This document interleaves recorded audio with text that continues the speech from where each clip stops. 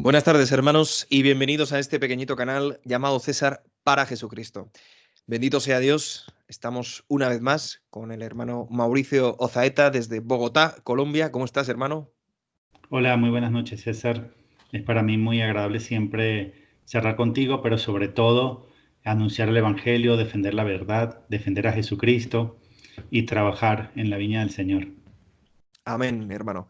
Para mí también es un placer tenerte por aquí, que todos los hermanos que estamos en este canal pues podamos contar contigo, de tus estudios, de tus compromisos adquiridos con el Señor que nos contabas en el primer vídeo, ¿recuerdas? Ese compromiso que adquiriste con la verdad, ¿no? Y hermano, lo cierto es que estoy un poco nervioso porque este tema que nos trae hoy es especialmente delicado. Es un tema muy, muy, muy, muy importante y muy odiado por el demonio. Es así, hermano, porque se trata ni más ni menos que de la victoria visible de nuestro Señor Jesucristo en el mundo. Es un tema sobre el cual hay muchísima desinformación desde hace 1500 años. Es verdad que ha habido algunos retornos a los padres de la Iglesia en el siglo XVIII, en el siglo XX, pero mayormente ha sido un tema, por así decir, puesto en cuarentena durante la historia de la teología. Y a día de hoy, como os digo, tiene mucha desinformación. Se trata de el milenio, hermanos, el milenio, el milenarismo. Es la primera vez que en este pequeñito canal hablamos de este tema. Deciros, hermanos, que antes de crear el canal yo no tenía ni idea de esto, no sabía nada, porque no se predica acerca de esto. Sin embargo, como vamos a ver a lo largo de este vídeo, en multitud de ocasiones, San Pablo, San Pedro, San Juan, el Evangelio de Mateo, el Evangelio de San Juan, el Apocalipsis, también Daniel, Jeremías, Isaías, nos hablan de este llamado milenio. ¿Qué es este milenio, querido hermano? Si nos pudieses hacer un resumen de lo que podemos entender previamente en dos frases, para que todos nuestros hermanos sepan de qué estamos hablando, porque ya os digo que hay bastante desinformación, ¿no? Deciros antes, perdona Mauricio, antes de darte paso, hay un milenio que no tiene nada que ver con lo que vamos a hablar hoy, que es esa especie de histeria colectiva que acaeció en la Europa cercana al año 1000, en el año 900 y pico después de Cristo, en donde se pensó que el mundo se acababa ya porque se llegaba al año 1000. Ese también se llama milenarismo, pero de ese no vamos a hablar porque no tiene nada que ver con los tiempos futuros tras la parusía del Señor. Vamos a hablar de qué milenarismos existen, cuáles están condenados y cuáles no. Y para eso nos vamos a basar en la Escritura, en los padres de la Iglesia, en el magisterio de la Iglesia y en todas las declaraciones que la Iglesia a lo largo de los siglos ha hecho de forma oficial. Todas. La declaración del Santo Oficio del 44, el Catecismo en el punto 677, etc, etc, etc. Pero hermano, cuéntanos en dos frases, ¿qué es el milenio? ¿De qué vamos a hablar en este vídeo? El milenio es el reino de Cristo en la tierra, así de simple, así de sencillo. ¿Y por qué tiene que ocurrir?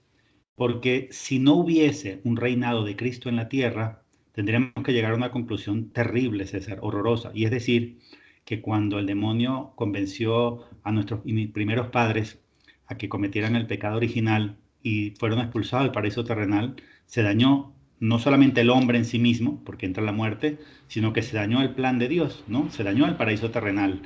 Si nunca llega a haber un paraíso terrenal restaurado, y nunca llega a reinar Dios sobre la tierra, si Cristo nunca es rey en la tierra por un periodo, habría que concluir que el demonio dañó la obra de Dios, el plan de Dios en el paraíso, lo dañó para siempre. Y eso sería Ujú, injusto con Dios, sería una afrenta a Dios, prácticamente una ofensa. Es como ujú, decirle a Dios, Dios, tú perdiste. No, Dios no puede ujú, perder.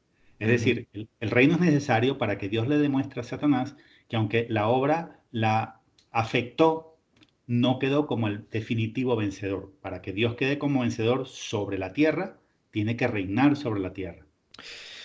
Muchas gracias, hermano. No puedo estar más de acuerdo con esa síntesis que has hecho maravillosa, ¿no? De cómo este milenio, este reinado de Cristo sobre la tierra, sobre el mundo, Es la evidencia de la victoria de Dios sobre la historia y sobre su creación y sobre sus enemigos. No quiero, hermanos, que comencemos a adentrarnos de lleno en este programa, que auguro no va a ser corto, especialmente porque son muchos aspectos los que vamos a ir tratando poco a poco. Hemos hecho un esquema, el hermano Mauricio y yo, para ir ordenando todo adecuadamente.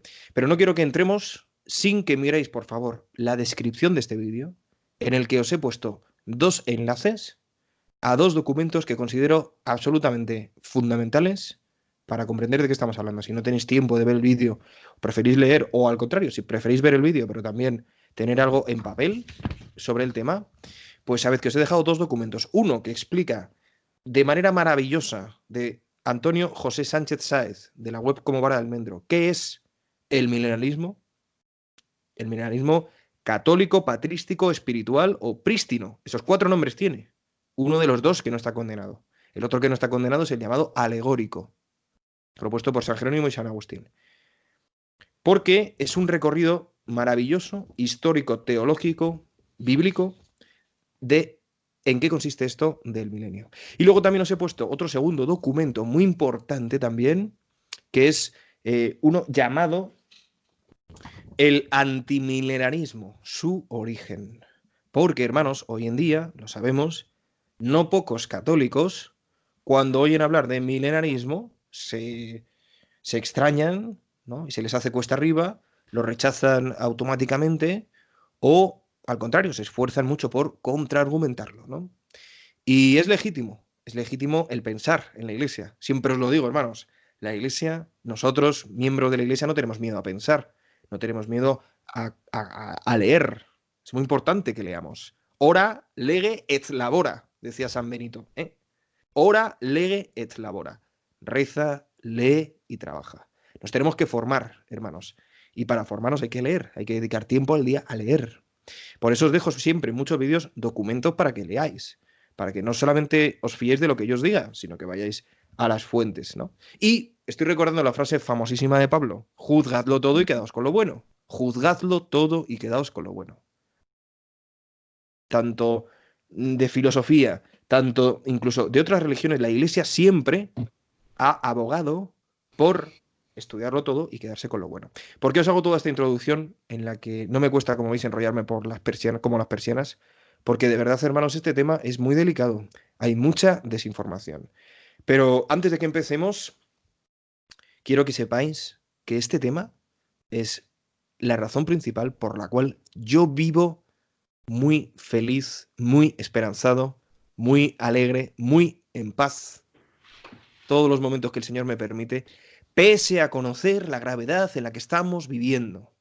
Esto del milenio, hermanos, no es sino la culminación de los planes de Dios para con el mundo, ¿m? Pasado, presente y futuro. Es el plan de Dios ejecutado en el mundo que pone fin al mal, a Satanás, que lo ata para siempre y su esplendor brilla para todos. Entonces, de verdad, hermanos, evidentemente nuestra esperanza está en Dios, claro, pero es que es tan grande Dios que su plan de salvación y su propósito, por así decir, de ser Dios, es el dar a este mundo la plenitud que Él había previsto para un principio. Por eso decimos cuando invocamos al Espíritu Santo: oh Señor, envía tu Espíritu, ¿no? Que renueve la faz de la tierra, ¿no? O también decimos a veces en otra traducción: y se hará una creación nueva. Entonces, bueno, hermanos, después de todo esto, gracias Mauricio por la paciencia, pero creo que era necesario, ¿no? Porque muchos de mis suscriptores nunca han oído hablar de este tema y les parece algo totalmente nuevo. Y sabed, hermanos, que todo lo que vamos a hablar en este vídeo es apoyado en la Escritura, en los padres de la Iglesia, en el magisterio de la Iglesia. Y, en fin, es algo que, como os digo, a mí me llena el corazón de paz y de alegría. Entonces, hemos dividido el vídeo en 8 partes, ni más ni menos. Tenemos un guión aquí delante de nosotros que vamos a ir siguiendo, Dios mediante, poquito a poco, pasito a pasito. Y el primero de esos 8 puntos es hacer una breve descripción de cómo el demonio lo que ha tratado siempre es tomar algo bueno y desvirtuarlo. Nos va a enseñar ahora el hermano Mauricio varios ejemplos que ha hecho el demonio de esta manera, ¿de acuerdo? Me has señalado antes dos muy interesantes, Mauricio. Sí, y antes me gustaría también decir que una razón por la cual es muy importante discutir esto y aclararlo es porque la misma iglesia verdadera que tiene al Papa Benedicto XVI como único verdadero vicario de Cristo en la tierra, se está dividiendo, César, lamentablemente entre milenaristas y antimilenaristas. Por eso es que yo creo que este programa es tan importante, porque si somos pocos los que estamos en la iglesia verdadera defendiendo a Cristo y al Papa Benedicto XVI, no podemos dividirnos, tenemos que unirnos. Ujú. Por eso este tema hay que abordarlo bien. Exacto. Entonces, como tú bien decías, el demonio le da a todo lo bueno un sentido negativo, porque el demonio se le llama el mono Dios, ¿no? Remeda las cosas divinas y las cambia, las tuerce. Entonces, tres ejemplos muy brevemente. El arco iris es algo bueno, creado por Dios, fue el pacto de Dios con Noé para decir que ya no iba a volver a purificar la tierra por el agua. Entonces el demonio lo cambia y hoy en día representa la homosexualidad o las leyes de ideología de género que son satánicas. Pero el arco iris en sí no es algo malo, porque Ujú. el arco iris es algo creado por Dios, un pacto de Dios con el hombre. Y el demonio lo tuerce. El otro ejemplo son las constelaciones. En ninguna parte de la Biblia, y lo he estudiado, están condenadas las constelaciones como tal. Están Ujú. nombradas, sí, pero no para condenarlas. De hecho, hay una cita que vamos a citar en otro programa porque es importantísima de Amos 5, que dice, Él hace las Pléyades y Orión. Ujú. Pléyades de Orión no son estrellas, son No, constelaciones. exactamente.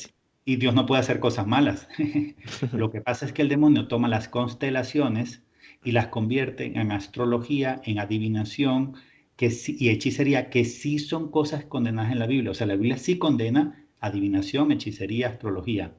Pero no significa que las constelaciones de hecho sean malas. Yo estoy seguro, César, que no es una casualidad que haya una constelación de Virgo. Eso lo hace Dios en honor a su madre.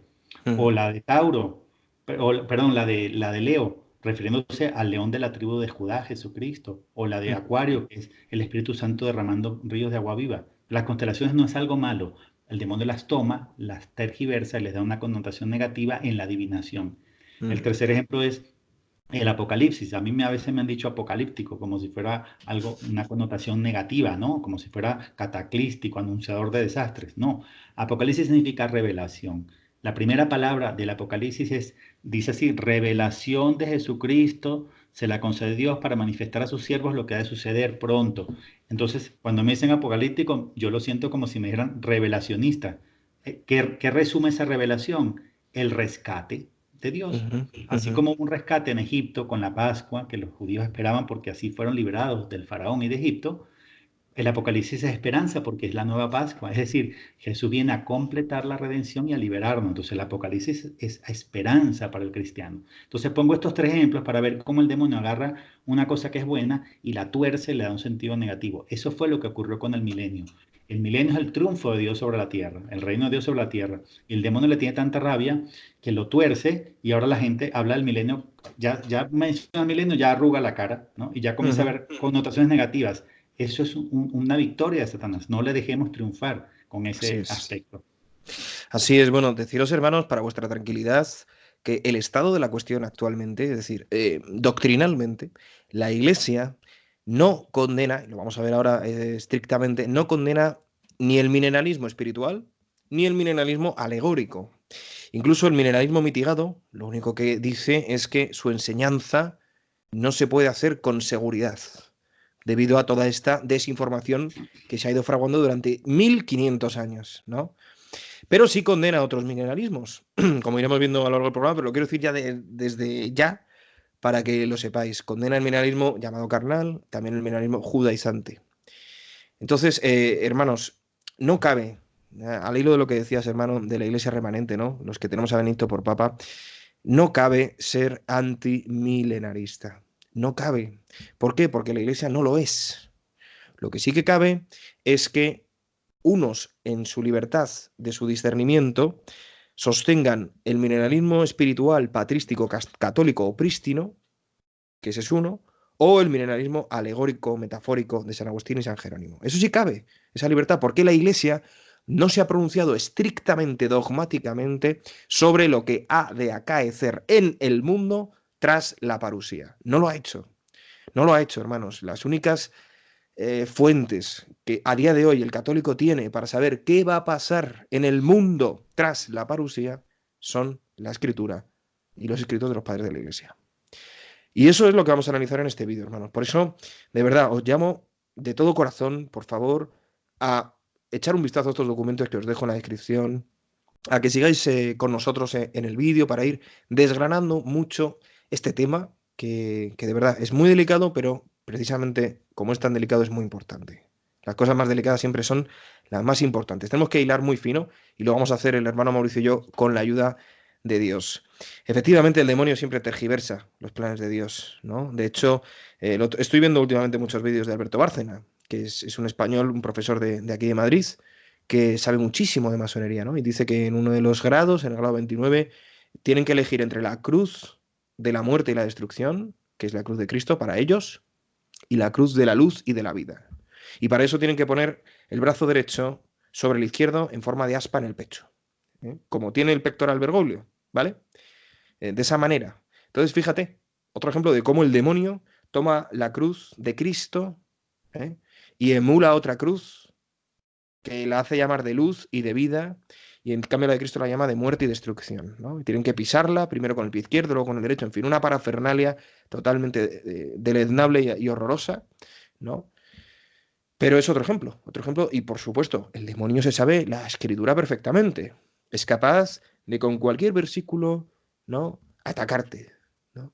Porque él se quiere poner en el lugar de Dios. ¿Y sabes cuál es el mayor? Esto paréntesis y ya empezamos, pero es que me vienen las ideas y no puedo. El mayor sufrimiento, me lo dijo un profesor y me encantó. El mayor sufrimiento de Satanás es que no puede oponerse a Dios sin reconocer que él tiene la verdad, Dios, y se tiene que oponer a ella. Es decir, él tiene dolor de saber que la única manera de oponerse a él es incluso reconociendo que él tiene verdad. ¿Me explico? Él no puede inventarse una mentira diferente de la mentira que realmente es. Porque Dios dice lo que es verdad y lo que es mentira. Entonces, ese es el sufrimiento que tiene, que él no puede ser opuesto a Dios sin Dios. Es una locura, hermanos, en la que no vamos a entrar ahora más. Pero es cierto que creo que venía al caso, porque evidentemente lo que da más gloria a Dios, lo que más consuela a su corazón y a sus hijos, es lo que a él le enfurece más y contra lo que él más fuertemente lucha, ¿no? Y a lo largo del tiempo.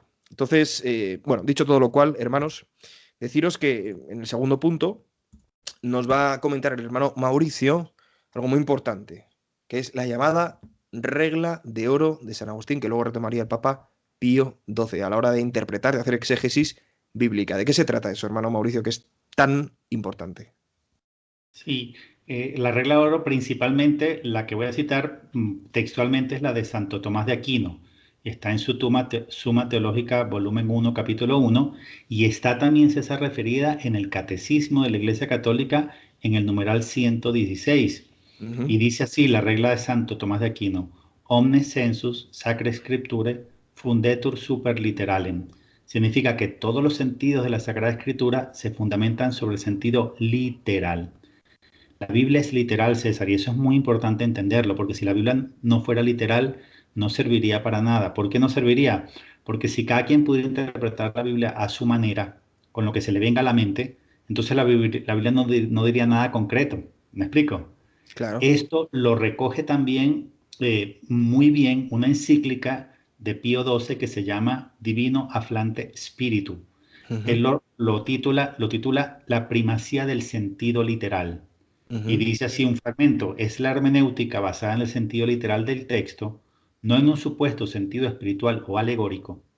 Este sentido literal es el más sólido y seguro para llegar a la intención de Dios. Es decir, nosotros tenemos que leer la Biblia siempre como literal, literal. Ujú. Ahora, este ex profesor que yo cito mucho, porque me ha enseñado mucho, he aprendido mucho de él, Leonardo Castellani, dice que hay dos tipos de literalidad en la Biblia, y eso es muy importante entenderlo bien: literal crudo y literal simbólico. Literal crudo es cuando lo que tú lees es exactamente eso, crudo, textual, Ujú. literal. Cuando no cabe la interpretación literal cruda porque es imposible lo que estás leyendo, entonces se aplica el segundo que se llama literal simbólico. Unos pocos ejemplos para darme a entender nada más, tomados del Apocalipsis. Cuando el Apocalipsis habla de una úlcera maligna o de un violento terremoto, el poder de cerrar el cielo para que no llueva, que es una sequía, fue exterminar a la tercera parte de los hombres, una gran mortandad, o una tropa de caballería de 200 millones, es exactamente eso, o sea, 200 millones de soldados, que de hecho Ujú, China es el único país del mundo que tiene una tropa de 200 millones. Entonces, cada vez que tú lees algo en la Biblia y cabe la interpretación literal cruda, esa es la que hay que tomar. Lo explica Castellani, lo explica el Papa Pío XII en su encíclica que mencioné, lo explica Santo Tomás y San Agustín.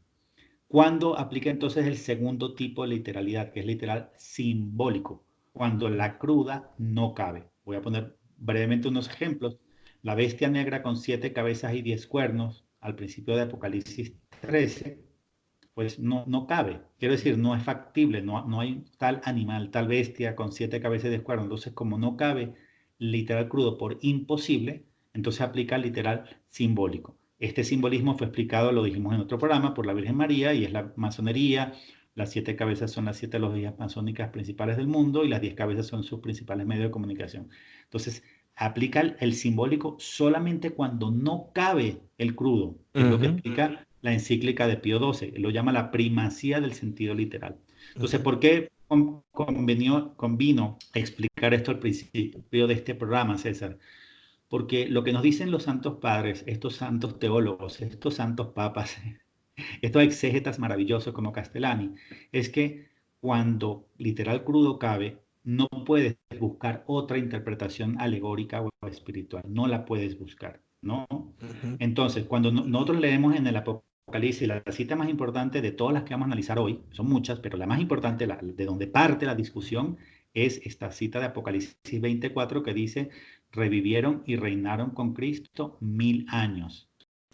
Toda esta explicación tan larga que acabo de dar es para dar a entender que cuando dice que revivieron y reinaron con Cristo 1000 años, se refiere exactamente a eso. ¿Por qué? Porque si cabe la interpretación literal cruda, esa es y no otra, César, no otra. ujú. Además, te digo un pequeño detalle adicional que no es poco relevante. Dice, reinaron con Cristo los que murieron en Cristo, los que no se dejaron marcar en la frente y en la mano, es decir, en la voluntad y en la inteligencia, los que no adoraron a la bestia, reinaron con Cristo 1000 años. La gente que contradice el milenio, los antimilenaristas, dicen, no, es que esos 1000 años no son en la tierra, son en el cielo. Ya va, calma. El año es una medida de tiempo terrestre. El año, independientemente de cómo lo midas, calendario hebreo, juliano, gregoriano o bíblico, profético, siempre ha sido, es y será el tiempo que tarda la Tierra en darle una vuelta al Sol.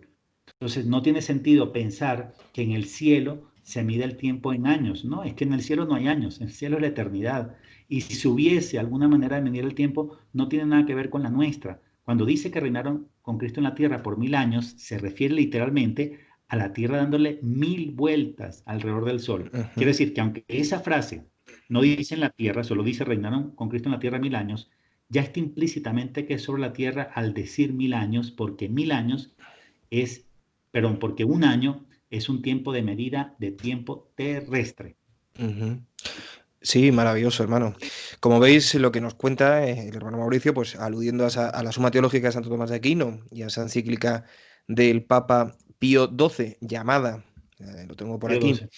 Divino Aflante Spiritu, ¿vale? Del año 1943, ¿no? Dice, primacía del sentido literal, en pocas palabras, el intérprete debe cuidarse de no proponer como sentido genuino de la Sagrada Escritura otros sentidos traslaticios, por más edificantes que estos puedan parecer, ¿no? Lo dice en los numerales 553, 566, perdón. ¿Por qué referimos esto al principio del vídeo, hermanos? Porque en la escritura hay muchos pasajes que se pueden entender, como dice el padre Castellani, en el sentido literal simbólico. ¿Cuáles? Pues aquellos que son absolutamente imposibles que sean literales crudos, ¿no? Como bien decía el hermano Mauricio, esa bestia de 7 cabezas y 10 cuernos, etc, etc, etc, ¿no? Tantas cosas que aparecen en la escritura. Pero, sin embargo, hay otras muchas que se pueden interpretar en un sentido literal crudo y en virtud de lo que dice Santo Tomás de Aquino, lo que dice el Papa Pío XII, debemos entenderlo en ese sentido, porque ese es el sentido que quiso Dios inspirar al geógrafo, al escritor del texto bíblico. Entonces, bueno, decimos todo esto antes de entrar en todas las citas bíblicas que hay, que tenemos unas cuantas entre el hermano Mauricio y yo, sobre el milenio.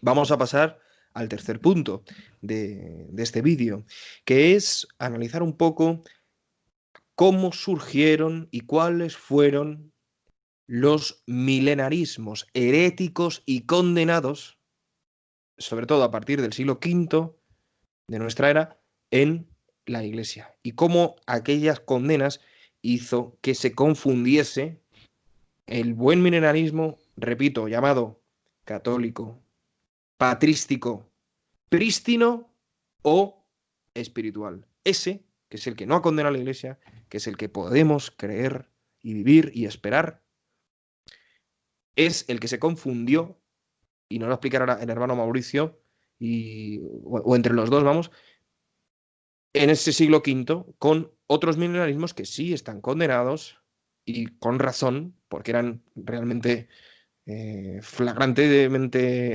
contrarios a la doctrina. ¿eh? De tal manera que ahora la cuestión historiográfica sobre el milenio está, pues eso, muy desinformada hoy en día, ¿no? Y muy confundida. Vamos allá, hermano. Entonces, el milenarismo que defendemos y que estamos exponiendo en este programa se llama milenarismo patrístico porque era el que enseñaban los santos padres de la Iglesia en los primeros 4 siglos. Ahí no había confusión, no había milenarismo heréticos y se enseñaba el milenio con toda naturalidad. O sea, el demonio no se había metido todavía. Todo el mundo sabía que iba a haber un reino de Cristo en la tierra por 1000 años y punto.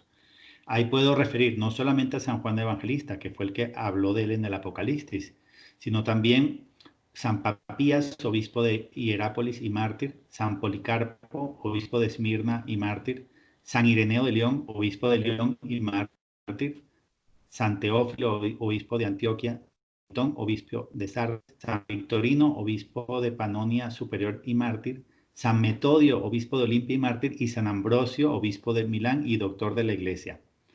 Después también está San Agustín, obispo de Hipona y doctor de la Iglesia, pero a él lo voy a mencionar un poquito después porque él cambió de parecer al final de su vida. Pero de los que siguieron enseñando el milenarismo patrístico, podemos mencionar a San Justino mártir, San Hipólito mártir, Tertuliano, Lactancio y Sulpicio Severo. O sea, todos los santos padres de la Iglesia, fíjense que nombré inclusive 8 obispos, de los cuales 4 mártires, bueno, 9 con San Agustín en su primera parte de su vida. Todos ellos enseñaban el milenarismo patrístico y tal cual como lo habían recibido de San Juan el Evangelista, que lo recibió directamente de Jesucristo. Entonces, en los primeros 4 siglos no había confusión, el demonio no se había metido. ¿Cuándo comienza la confusión? Justamente en el siglo V comienza primero por uno que se llama Cerinto, que es el padre del milenarismo craso o carnal, que básicamente es un milenarismo que consiste en que esos 1000 años son un reino de festín, de borrachera, de comilonas, ¿no? Y después otro hereje que se llama Nepote introdujo el que se llama milenarismo judaizante. ¿Qué significa judaizante? Los judíos esperaban a un Mesías como un rey con cetro de hierro, ¿no? Como un gobernante que iba a destruir el imperio romano para que ya no tuvieran que estar sometidos ni pagar impuestos. O sea, estaban esperando una especie de Alejandro Magno. Eso es, es una espera mesiánica judaizante y está asociado al milenarismo judaizante, que es una deformación del milenio. Viene el Mesías a reinar, pero como un rey poderoso, un Trump, un Putin, un Alejandro Magno de nuestros días. Y después, ese es el de Nepote, ¿no? El judaizante, pero también Apolinar de Alejandría adoptó el milenarismo judaizante. Entonces, digamos que el problema arrancó con estos 3 herejes, Cerinto, Apolinar y Nepote. Después, en una siguiente fase, aparecen otros 2 personajes que se llaman Ticonio y Orígenes. Ticonio influyó mucho en San Agustín, ¿no? Le tenía mucha admiración, pero Ticonio terminó siendo hereje donatista. El donatismo era una herejía que decía que la iglesia solamente estaba formada por los santos, es decir, que los pecadores quedaban excluidos. Y también decía por lo mismo que un sacerdote, si no era santo y no estaba en gracia, no podía consagrar, lo cual sabemos que no es cierto. Un sacerdote puede consagrar aún estando en pecado. Y otro personaje que aparece es, mencioné, es Orígenes, ¿no? Exactamente. Que lamentablemente terminó siendo, sí, terminó siendo también hereje, aunque pues era teólogo, era historiador, Jerónimo aprendió mucho de él, lo refiere mucho, ¿no? Le tenía en alta estima, pero también Orígenes terminó siendo hereje y es repudiado por Santo Tomás de Aquino como hereje. Entonces, aunque Ticono y Orígenes combatían los milenarismos heréticos, lo cual está bien, ¿no? Ujú. Pero terminaron también siendo herejes e influyeron mucho en sus amigos, por así decirlo, San Agustín y San Jerónimo, que adoptaron una posición que yo creo que ahí fue donde entró la confusión a la iglesia, porque el error básicamente consiste en lo siguiente, César, es, como existen los milenarismos heréticos, que son el craso y el judaizante, entonces el error consiste en meter en el mismo saco los heréticos y meter en el mismo saco el no herético, que es el patrístico, amarrar ese saco y echarlo todo al fuego. Es decir, como condenar el milenarismo en toda su extensión, cuando lo que había que hacer era solamente condenar a los que son heréticos y resaltar, reforzar, defender al patrístico, que era el verdadero. Entonces, fue en el siglo V, a principios del siglo V, cuando entró este error por San Agustín y por San Jerónimo, que al condenar el milenarismo como un todo, están también, sin querer, lamentablemente, condenando el que era verdad, que es el patrístico. Ujú. Yo lo que veo, hermano, es que imagino a las primeras comunidades en el siglo I, en el siglo II, esperando con mucha cercanía en el tiempo la segunda venida del Señor. Y claro, fueron pasando los siglos, siglo II, siglo III, siglo IV, y veían que no venía todavía, ¿no? Y quizá eso fue lo que motivó esta creación de otros milenarismos distintos a los que habían ido enseñando los padres. Estamos hablando de obispos mártires, ¿eh? O sea, tenemos una buena lista. Aparte de San Juan Evangelista, San Papías, San Policarpo, San Ireneo, San Teófilo, San Melitón, San Victorino, San Metodio, San Ambrosio, San Agustín, San Justino, San Hipólito, Tertuliano, Lactancio, Sulpicio Severo. Lo repito porque cuando lo decías antes se han recortado un poquito, pero no son pocos, hermano, no son pocos. Pero claro, apareció, por un lado, ese milenarismo carnal, o también llamado quiliástico o quilialístico, quiliástico, craso, carnal o quiliástico, que hablaba de ese milenio donde pues iba a haber todo tipo de placeres carnales, etcétera, etcétera. Y aparece también ese otro milenarismo judaizante a la espera de un Mesías rey de tipo Alejandro Magno, que claro, San Agustín, que había sido milenarista patrístico, se asusta de esto, ¿no? Un poco por el consejo que le dio, por un lado, San Jerónimo, este maravilloso santo que tradujo la Biblia, ¿eh? Y hizo una labor ímproba, aprendiendo arameo y hebreo, una cosa maravillosa, ¿no? Tenía mucho prestigio San Jerónimo, y también Orígenes, que es un maravilloso autor cristiano de los primeros siglos, pero que sabéis que no es santo porque se tomó al pie de la letra aquello de si tu mano te hace pecar, si tu ojo te hace pecar, arráncatelo, córtatela, pues él mismo se capó, se cortó los testículos, hermanos. Entonces, al hacer eso, la Iglesia no ha podido canonizarlo. Y al hacer eso, el propio Orígenes entendió que no se podía tomar, esto que decíamos de la regla de oro de Santo Tomás de Aquino, no se podía tomar al pie de la letra la escritura siempre, sino que había que darle un tinte alegórico. Entonces, ¿cuál fue el error? Nos está diciendo el hermano Mauricio, ¿cuál fue el error que cometieron San Agustín, San Jerónimo y Orígenes? Pues por un lado, meter en el mismo saco todos los milenarismos, todos juntos, y por otro lado, establecer, esto es muy importante, como única interpretación posible de ese momento de Apocalipsis 24 que referíamos antes del reinado de los 1000 años y otras muchas citas que vamos a ver ahora, establecer primeramente un sentido alegórico, metafórico. ¿Entendéis, hermanos? Entonces, por eso se puede hablar de un milenarismo alegórico, metafórico, que es el que se hizo fuerte desde el siglo V hasta prácticamente el siglo XX, cuando ha sido retomado por Castellani y los servidores que os estamos hablando y otros tantos más a lo largo del mundo católico, del orbe católico, ¿no? Especialmente en lengua hispana, hay que decirlo, porque el mundo anglosajón de todo esto no está tan enterado, ¿no? Y claro, esto es grave, hermanos, porque el pobre milenarismo espiritual, patrístico, prístino o católico se quedó en el mismo saco que todos los demás. Y bueno, ¿qué ha pasado después de eso, ¿no? Pues que poco a poco los estudiosos han ido descubriendo que efectivamente los padres de la Iglesia hablaban de la verdadera posibilidad de esto, ¿no? De esa creencia de qué va a suceder en el mundo tras la parusía. Pues va a suceder esto, va a suceder que Dios reinará. No sabemos exactamente cómo, porque luego ahí está el mineralismo mitigado, que también hablaremos de ello ahora mismo, que es distinto al judaizante, donde aparece ese Mesías político. Es un milenarismo en el que aparece Dios, Cristo reinando, pero de forma visible en el mundo, ¿no? El milenarismo espiritual no necesariamente tiene a Cristo visible. Puede ser perfectamente un reinado eucarístico, un reinado en el que Cristo aparezca cuando Él quiera con su cuerpo glorioso, como apareció mientras estaba resucitado entre los suyos en esos 50 días.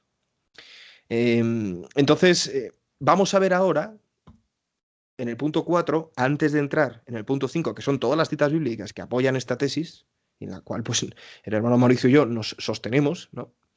Y tantos otros padres de la Iglesia, o mejor dicho, tantos padres de la Iglesia, nosotros no lo somos, ni lo vamos a ser nunca. Vamos a ver en este punto 4 cuáles han sido las declaraciones más recientes de nuestra Santa Madre Iglesia acerca del milenarismo llamado mitigado, tanto en una declaración del Santo Oficio del año 1944 como en el punto 777 del Catecismo de la Iglesia Católica. Vamos a ver qué es exactamente lo que dicen y por qué tras leerlo sabemos que no condena el milenarismo espiritual, el milenarismo católico, patrístico, prístino. Ese no está condenado, bajo ningún concepto, ¿no? No lo puede condenar la Iglesia precisamente porque tantos padres, e incluso San Ambrosio, doctor de la Iglesia, lo defendió. Cuéntanos, hermano Mauricio, qué pasó en ese año 1944 y qué es lo que dice el catecismo que hace que muchos antimilenaristas se aferren a esas dos afirmaciones para luego establecer unas conclusiones que no se conectan con la realidad de lo que podemos saber. Sí, antes de eso me gustaría agregar muy brevemente que también hay defensores modernos, exegetas modernos del milenio. Uno de ellos tú lo mencionaste, que es el padre Leonardo Castellani, chileno del siglo, perdón, argentino del siglo XX, y otro sí es chileno, el padre Manuel Lacunza del siglo XVIII. Es decir, ha habido otros sacerdotes muy buenos exégetas, muy buenos biblistas, que han defendido el milenio, que han evangelizado sobre el reino de Cristo en la tierra por 1000 años. Entonces, ¿qué es lo que nos dice el catecismo de la Iglesia Católica? En el numeral 675 dice que antes digamos, de la parusía, tiene que venir una última prueba dura para la Iglesia, ¿no? Que sacudirá la fe de numerosos creyentes. Y dice que la Iglesia tiene que pasar por lo que pasó Cristo, que es su traición, su condenación a muerte, flagelación, coronación de espinas, crucifixión y muerte, para luego ser resucitada por Dios, ¿no? Para ser rescatada por Dios. En el numeral 677 lo dice así, que es muy interesante evaluarlo, César. La iglesia solo entrará en la gloria del reino a través de esa última Pascua en la que seguirá su Señor en su muerte y resurrección. Fíjate que lo dice. La iglesia solo entrará en la gloria del reino. Está hablando del milenio. Y después continúa diciendo, el reino, o sea, el milenio, el reino de Cristo en la tierra, no se realizará, por tanto, mediante un triunfo histórico de la iglesia, en forma de un proceso creciente, sino por una victoria de Dios sobre el último desencadenamiento del mal. O sea, lo que está diciendo en resumen el catecismo es que antes del reino de Cristo en la tierra por 1000 años, tiene que venir esta durísima prueba. Exactamente. Pero ¿cuál es la objeción que ponía el punto 77 del catecismo, ¿no? Decía, incluso en su forma mitigada, atención, la Iglesia ha rechazado esta falsificación del reino futuro, es decir, reconoce que hay un reino futuro veraz, ¿no? Ha rechazado esta falsificación del reino futuro, es decir, hay una interpretación correcta y veraz del reino futuro.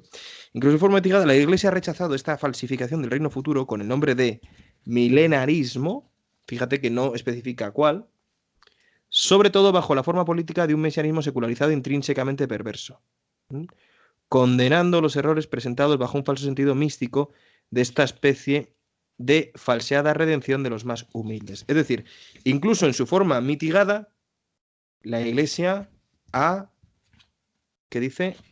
perdón, rechazado esta falsificación.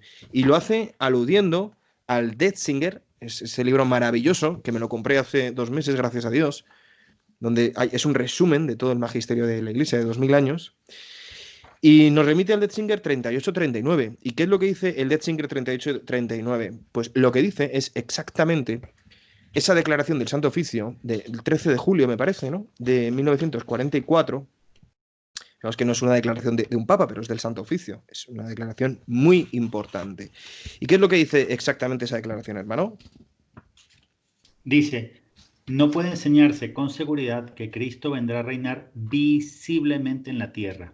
Es del 21 de julio de 1944, es de la Sagrada Congregación del Santo Oficio, pero firmada por Pío XII. Y no es una condena, si te pones a saber. Y primero, no es un dogma, ¿no? Segundo, no condena el milenarismo. Lo que dice es exactamente eso. Hay que leerlo e interpretarlo bien. Lo que no se puede enseñar con seguridad, no lo condena, solo dice que no se puede enseñar con seguridad que Cristo vendrá a reinar visiblemente. Ahora, Exactamente. cuando veamos la parte final, las citas, por ejemplo, del libro azul del Padre Gobi, vamos a ver que María insiste mucho en un reinado eucarístico.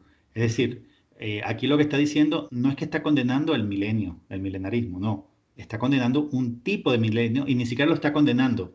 Está diciendo que no se puede enseñar con seguridad. Entonces hay que leerlo exactamente lo que dice, no hay que tergiversar su interpretación.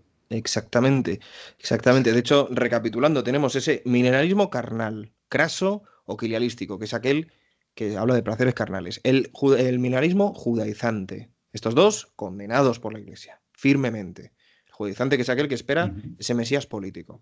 Luego, por otro lado, tenemos el mineralismo patrístico, que tantos padres de la Iglesia profesaron, enseñaron, aceptaron y esperanzaron, si se puede decir, que no se puede decir, esperaron, ¿no? Junto con el milenarismo patrístico aparece ese milenarismo alegórico que propone San Agustín, por así decir, condenando todos los otros milenarismos, metiéndose en el mismo saco, propone ese milenarismo. Y luego se habla de un milenarismo mitigado. Habla la Iglesia en el siglo XX del milenarismo mitigado, que es muy parecido al patrístico, con la diferencia de que explícitamente será visible nuestro Señor Jesucristo durante esos 1000 años, ¿no?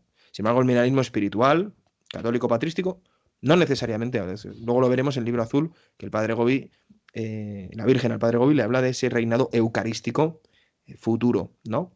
¿Por qué digo todo esto? Es muy importante, hermano. Llevo mordiéndome la lengua con este tema meses, meses. Y es que lo que dice la declaración del 21 de julio del Santo Oficio es: no se puede enseñar con seguridad. Yo soy muy joven, hermanos, pero la profesión que he podido ejercer por la misericordia y la gracia de Dios es la de profesor. Y cuando yo leo no se puede enseñar con seguridad, lo que entiendo es que la inseguridad no es de la doctrina, sino de la enseñanza de la doctrina. ¿Entendéis? De esa doctrina en concreto. No se puede enseñar con seguridad, significa que la enseñanza del mineralismo, y habla del mitigado, ojo, que es que no habla ni siquiera del espiritual, habla del mitigado, en el que explícitamente Cristo va a estar visiblemente reinando. Es que sobre el espiritual nunca se ha pronunciado, porque nunca lo puede contradecir, porque tantos padres de la Iglesia y doctores lo profesaron, ¿no? Pues lo que dice es que no se puede enseñar con seguridad. ¿Por qué? Porque la Iglesia es madre. Cuando la Iglesia quiere condenar algo, lo condena. Y en esa época, en el año 44, no había como hoy en día esa ambigüedad que caracteriza a la masonería infiltrada en la Iglesia. No, era clara. Y si quería condenar algo, decía, sea anatema. Esta teoría, esta doctrina, anatema, anatema. O sea, tengo el Detzinger Bergoglio que lo dice clarísimo. Cuando la Iglesia quiere condenar algo, lo condena. Lo dice. Pero es que esto no lo dice. Es que aquí lo que dice es que no se puede enseñar con seguridad. De manera que queda la enseñanza de esa doctrina, insisto, del mitigado, no del espiritual, que no se ha pronunciado, del mitigado, queda reservada para los teólogos, los estudiosos, los profesores de seminarios y aquellos que se quieran especializar en la escatología, que es esa rama del saber teológico que habla de el fin de los tiempos y habla de la resolución de Dios en la historia, ¿no? Eso es lo que sabemos, hermanos, que nuestra madre la Iglesia nos dice, ojo, no os metáis en esto del mineralismo así a la ligera, porque con seguridad no se puede enseñar. ¿Por qué? Porque hace falta estudiar mucho, porque hace falta leer bien, porque hay mucha desinformación. Y todo esto enlazándolo con lo que decíamos al principio, precisamente porque el demonio sabe que este es el triunfo de Dios. Y es que le enfurece sobremanera, porque no solamente es el triunfo de Dios, es su propia derrota, encadenado para siempre, alejado de este mundo, ya deja de ser príncipe de este mundo, se va fuera, ¿no? Esto es, hermanos, lo que podemos saber. Como veis, el catecismo hace una mención muy breve, hace una mención muy breve para decir que el milenio mitigado lo ha rechazado la Iglesia y habla de ese punto del Detzinger, ¿vale? De esa declaración de Santo Oficio, que es el único, de verdad, tengo el tocho del Detzinger, es así, y solamente es esa frase sobre el milenarismo. No hay otra doctrina de la Iglesia sobre el tiempo posterior a la parusía. Por eso tenemos hoy en día la Iglesia remanente, tenemos la posibilidad de adherirnos libremente como hijos de Dios al milenarismo espiritual o al milenarismo alegórico. Bendito sea Dios. Pero no podemos ser antimilenalistas alegóricos ni antimilenalistas espirituales, porque no hay ni argumentos, ni la Iglesia lo hace. No podemos ser más papistas que el Papa. Bien, citas bíblicas, hermano. Y A aún no ser que así, quieras añadir César, algo. ese decreto, disculpa la interrupción, aún así ese No, decreto disciplinar no aplica directamente a lo que estamos defendiendo, explicando en este programa, que es el milenarismo patrístico. Es exactamente. decir, sobre ese, como tú lo bien lo has repetido, no hay ningún decreto disciplinar, ni condena, ni rechazo, ni nada. El patrístico nunca ha sido y nunca podrá ser condenado o rechazado. Exacto. Y otra cosa más que pensaba que esa era la que ibas a decir. Esta indicación del Santo Oficio es una afirmación disciplinar, no es doctrinal. Es decir, que atañe a lo pastoral. Es decir, tened cuidado con esto porque hay mucha desinformación. Es que es lo que quiere decir, hermanos. Igual que el Concilio Vaticano II es pastoral, no es doctrinal. Por eso quien rechaza el No Concilio es Vaticano dogmático, no II, es un dogma. claro, quien rechaza el Concilio Vaticano II y piensa que es la fuente de todos los males de la Iglesia, pues es que se está perdiendo lo que sucedió después, que es ese espíritu posconciliar que nada tiene que ver con lo escrito en las constituciones del concilio. Entonces, bueno, hermanos, perdonad que en este vídeo hable un poco más de la cuenta. Normalmente cuando viene el hermano Mauricio, me gusta dejarle hablar todo largo y tendido, pero ya os digo, llevo muchos meses mordiéndome la lengua con este tema y ahora, pues gracias a Dios, junto al hermano, pues puedo desahogarme un poco, ¿no? Porque de verdad que me da tanta esperanza este tema y me alegra tanto poderlo traer que necesito comunicaros todo lo que os estoy comunicando. Vamos a dar paso al punto 5 del vídeo, que son las citas bíblicas. Vamos allá. Comenzamos entonces con la central, la más importante porque es la que menciona el plazo, es Apocalipsis 24, y lo que dice César es que los que murieron en Cristo no aceptaron ser marcados en su voluntad, en su inteligencia, y no adoraron a la bestia, reinaron con Cristo 1000 años. Ya Ujú. habíamos mencionado antes que ya hay una referencia al hecho de que es en la tierra porque 1000 años es una medida de tiempo terrestre, pero aún así los que combaten el milenio dicen no, que eso no es en la tierra, que no es en la tierra. Ujú. Al afirmar que no es en la tierra, están contradiciendo Apocalipsis 5, por ejemplo, que dice así, Apocalipsis 5 del 8 al 10. Tú eres digno de tomar el libro y de abrir sus sellos, porque tú fuiste inmolado y con tu sangre compraste para Dios hombres de toda tribu y lengua y pueblo y nación, y los has hecho para nuestro Dios un reino de sacerdotes y reinarán sobre la tierra. Wow. Entonces, nota lo siguiente, los que quieran, claro, los que quieran negar que el milenio es sobre la tierra, están contradiciendo Apocalipsis 5, que dice claramente que reinarán con Cristo en la tierra, pero, o sea, reinarán con Cristo, pero en la tierra. Ujú. Y además te doy otra importantísima también del libro del Apocalipsis, tan importante como esta o más. Posiblemente esta que voy a decir es la más importante de todo el programa, porque dice así, ¿qué anuncian las trompetas? Me voy a centrar solamente en la última, la séptima, porque es la que tiene que ver con el milenio. Dice así Apocalipsis 11:15, César. Ujú. Apocalipsis 11:15. Tocó el séptimo ángel. Entonces sonaron en el cielo fuertes voces que decían, ha llegado el reinado sobre el mundo de nuestro Señor y de su Cristo, y reinará por los siglos de los siglos. Más claro no puede ser, César. La séptima trompeta anuncia que ha llegado, repito textualmente, que ha llegado el reinado sobre el mundo de nuestro Señor y de su Cristo. Entonces no hay forma de negarlo, César. Es decir, si uno lo niega, el milenio, tiene que contradecir la Biblia, tiene que ir directo frontalmente contra la Biblia. Recordémoslo, y lo repito una tercera vez porque quiero que quede fijado en la mente de todos los que lo escuchen.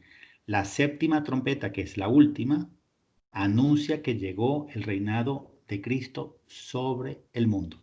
Apocalipsis 11:15. Espectacular. Habrá personas que digan, bueno, eso sucedió ya con la muerte y resurrección del Señor, con la pasión y la resurrección del Señor. Pero no es así, hermanos. No es así. ¿Por qué no es así? Porque Satanás sigue estando en el mundo.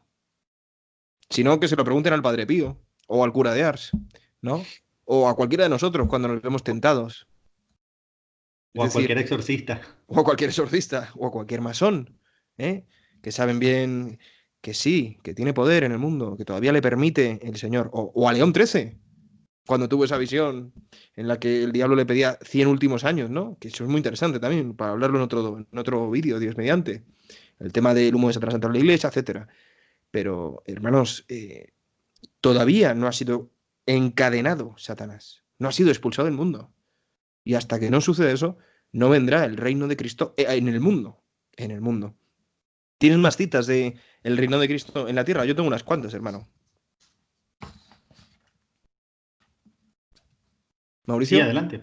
Si quieres decir alguna. No, no, no. Tengo en Génesis 8:22, por ejemplo, leemos, mientras la tierra permanezca, no cesarán la sementera y la siega, el frío y el calor, el verano y el invierno, el día y la noche.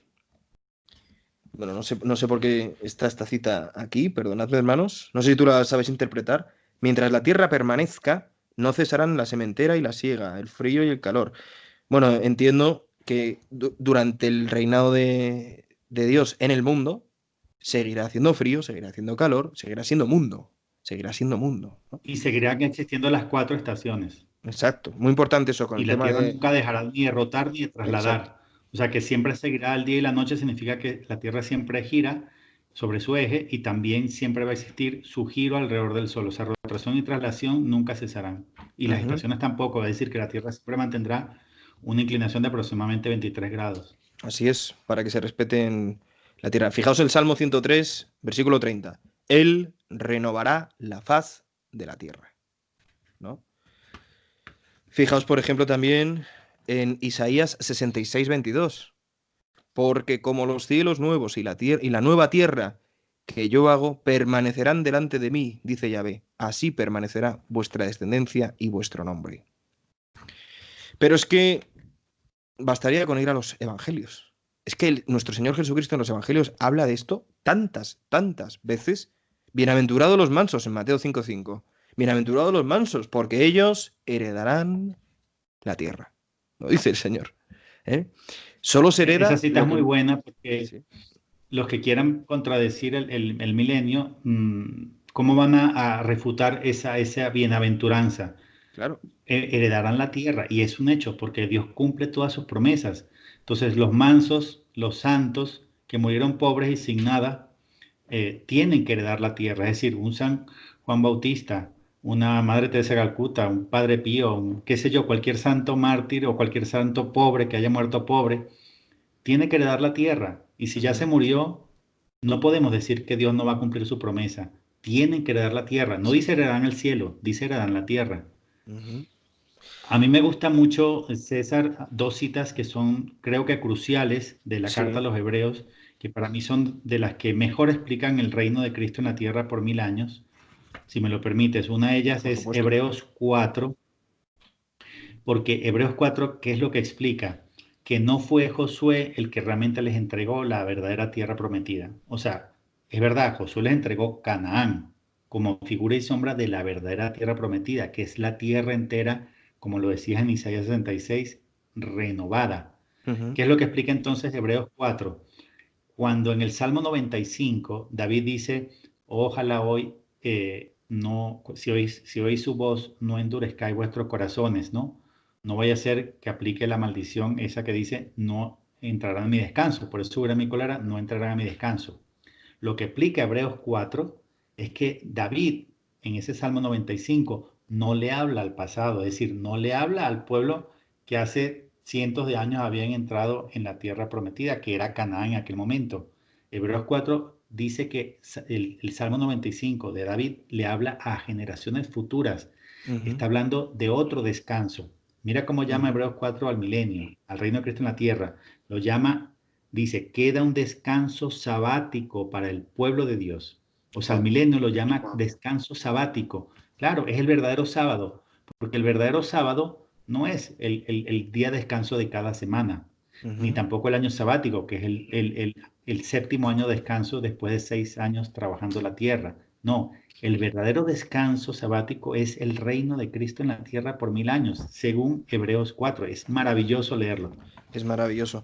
Tenéis, hermanos, en la descripción del vídeo, os lo he dicho al principio del vídeo, tenéis por favor este documento maravilloso de Antonio José Sánchez que habla de el milenio. Y aquí tenéis un montón de citas más para que las vayáis gustando, porque de verdad son multitud las que hay en el Antiguo y en el Nuevo Testamento sobre este tema, ¿no? Fijaos, esta es muy importante también de Romanos 8, del 19 al 21. Dice San Pablo, con expectativa, la creación espera la revelación de los hijos de Dios.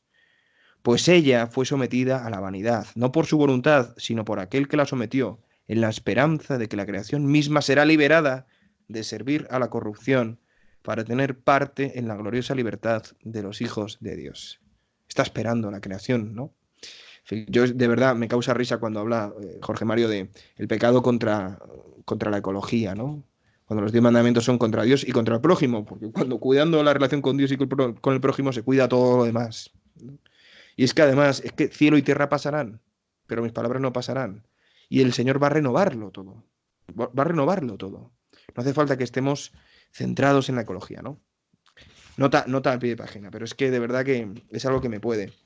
¿O qué me decís de Juan 10:16? Cuando dice Cristo, un solo rebaño con un solo pastor. Esto no se podrá conseguir sin la parusía, hermanos. Por eso todo esto que estamos hablando es tras la parusía. Tras la parusía. Y no sé si tienes alguna cita más, hermanos. Yo os invito de verdad a que busquéis el documento porque os podría empezar a dictar Mateo 24:21, Mateo 28:20, Mateo 26 del 27 al 29, y podría seguir Daniel 7 del 26 al 27, Isaías 65 del 17 al 25, Isaías 11 del 6 al 8. No sé si quieres comentar alguna más, hermano, o pasar directamente al tema de Sí, la resurrección. sí, por favor, unas importantes, por ejemplo, en Hebreos 11, Ujú. del versículo 1 al 38. Alaba la fe de Abel, Enoc, Noé, Abraham, Sara, Isaac, Jacob, José, Moisés, Josué, Rahab, Gedeón, Barak, Sansón, Jefté, David, Samuel y los profetas. Eso entre el versículo 1 y el 38. Y mira lo que dice en el versículo 39. Es impresionante, César. Dice así. O sea, Hebreos 11:39 dice, y todos ellos, aunque alabados por su fe, no consiguieron el objeto de sus promesas. Entonces, ¿uno qué podría decir? ¿Dios le falló? No, Dios no puede fallar. La Biblia se equivocó, la Biblia no se puede equivocar. Y si a todas estas personas, a estos padres, a estos santos, a estos profetas, no consiguieron el efecto de sus promesas, ¿cuándo se las van a cumplir? En el reino. Lo explica muy bien, lo vamos a ver más adelante, San Ireneo de León.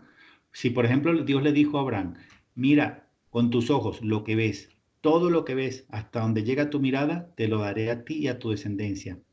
Tú sabes lo que dice César, Hechos 7:5. Dice que Abraham no recibió ni la medida de un pie de lo que Dios le prometió. Entonces, si Dios le prometió no solo a su descendencia, cuando tú ves la promesa dice, te prometo que te daré a ti y a tu descendencia, o sea, también a Abraham. Y si Ujú. dice Hechos 7:5 que Abraham no recibió ni la medida de un pie cuadrado, ¿qué quiere decir? Que no la va a recibir. La tiene que recibir. ¿Y por qué tiene que ser en la tierra? Porque Dios le dijo, todo lo que ves con tus ojos, todo esto que ves, te lo daré a ti y a tu descendencia. Entonces no es una promesa a cumplirse en el cielo, es una promesa a cumplirse en la tierra. Eso es muy importante entenderlo. Hebreos 11. Es maravilloso, hermano. Es Quiero maravilloso. comentar brevemente otras antes de pasar al siguiente punto. Por ejemplo, en Isaías 2, donde dice, Él será árbitro entre las naciones, juzgará muchos pueblos, de sus espadas forjarán rejas de arado y de sus lanzas hoces. No se alzará ya espada pueblo contra pueblo, ni aprenderán más a la guerra. Nunca ha habido, César, un periodo en la historia de la humanidad sin guerras. Es decir, o guerras mundiales, o guerras entre países, o guerras civiles, o guerras muchas, pequeñas, grandes, todas. Pero la humanidad ha estado, la historia de la humanidad es la historia de la guerra de los hombres, ¿no? Pero va a haber, porque esto se tiene que cumplir, Isaías 2, un reino, un periodo en el cual no existirá la guerra, así como lo dice Isaías 2. Eso es en el reino de Cristo en la tierra. Hay una importantísima también que es Zacarías 14, del 6 al 11. No lo voy a leer todo, pero dice un solo fragmento, dice, y Yahvé será rey sobre la tierra entera. Nadie puede afirmar que Yahvé ha sido rey sobre la tierra entera. Nunca, César. Por 6.000 años, el príncipe de este mundo lo llama Jesús a Satanás. Es el que gobierna en el mundo, es el que reina. Pues Jesús ha tenido, o Dios ha tenido seguidores, fieles, santos, profetas. Pero aquí dice, no habla de algunos, dice, Yahvé será rey sobre la tierra entera. Y la Biblia no se puede equivocar, César. No, o sea, Yahvé va a ser rey sobre la tierra entera y nunca lo ha sido. Y si nunca lo ha sido, ¿dónde va a ser? En el cielo no, dice sobre la tierra. Entonces, Claro. si un antimilenarista se choca frontalmente contra la Biblia un montón de veces, porque no tienes cómo refutar estos versículos. Hay otro muy importante que es el Salmo 97 y también lo dice, tierra entera aclama a Yahvé. Y más adelante dice, porque viene para gobernar la tierra, gobernará la redondez de la tierra con justicia, los pueblos con rectitud. Fíjate que lo dice, viene para gobernar la tierra entera. Nunca ha gobernado Dios sobre la tierra entera, pero está en el Salmo 97, se tiene que cumplir. Y hay otra que es muy importante, que es la famosa cita de Gálatas 19:20, que se lee tanto en las misas, ¿no? En las iglesias, y dice así, y las obras de la carne son manifiestas, a saber, fornicación, impureza, lascivia, idolatría, hechicería, enemistades, contiendas, celos, ira, litigios, banderías, divisiones, envidias, embriagueces, orgías y otras cosas semejantes, respecto de las cuales os prevengo, como os lo he dicho ya, que los que hacen tales cosas no heredarán el reino de Dios. Ahí se refiere al reino de Cristo en la tierra. Por supuesto, si no heredan el reino en la tierra, tampoco heredarán el cielo. Claro. Pero específicamente lo que se refiere Pablo en Gálatas 5 es el reino de la tierra. Y hay una cosa también interesante que quiero destacar, César. Cuando uno compara lo que dice sobre el reino que está cerca, cuando uno compara Marcos con Mateo, importante esto que voy a decir, en Marcos habla el reino de Dios que está cerca y en Mateo refiere al reino de los cielos. Ujú. Hay esa diferenciación, hay que verla bien porque en muchas partes, fíjate, esta que acabo de leer antes de Gálatas dice el reino de Dios, no era en el reino de Dios. La que voy a leer ahora es de Marcos y habla del reino de Dios otra vez. Y la estoy diferenciando de Mateo cuando ya habla directamente al reino de los cielos. A lo que me estoy refiriendo es que Jesús claramente habla de un reino de Dios y de un reino de los cielos. Mira cómo lo Ujú. dice Marcos 1 del 14 al 15. Después que Juan fue entregado, marchó Jesús a Galilea y proclamaba la buena nueva de Dios. El tiempo se ha cumplido y el reino de Dios está cerca.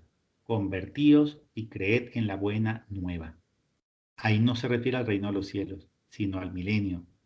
Cuando Ujú. dice el reino de Dios está cerca, ¿por qué puede estar cerca igualmente de cerca que para San Juan Bautista, que para el Padre Pío, la Madre Teresa de Calcuta o Santa Juana de Arco o para César, para Jesucristo? Porque está a la misma distancia para todos, porque está a la distancia de tu momento presente hasta el momento de tu muerte, ¿me explico?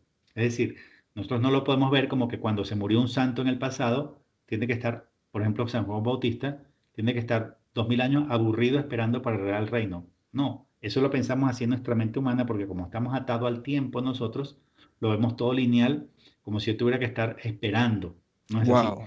Cuando dice el reino de Dios está cerca, ¿sabe lo que significa?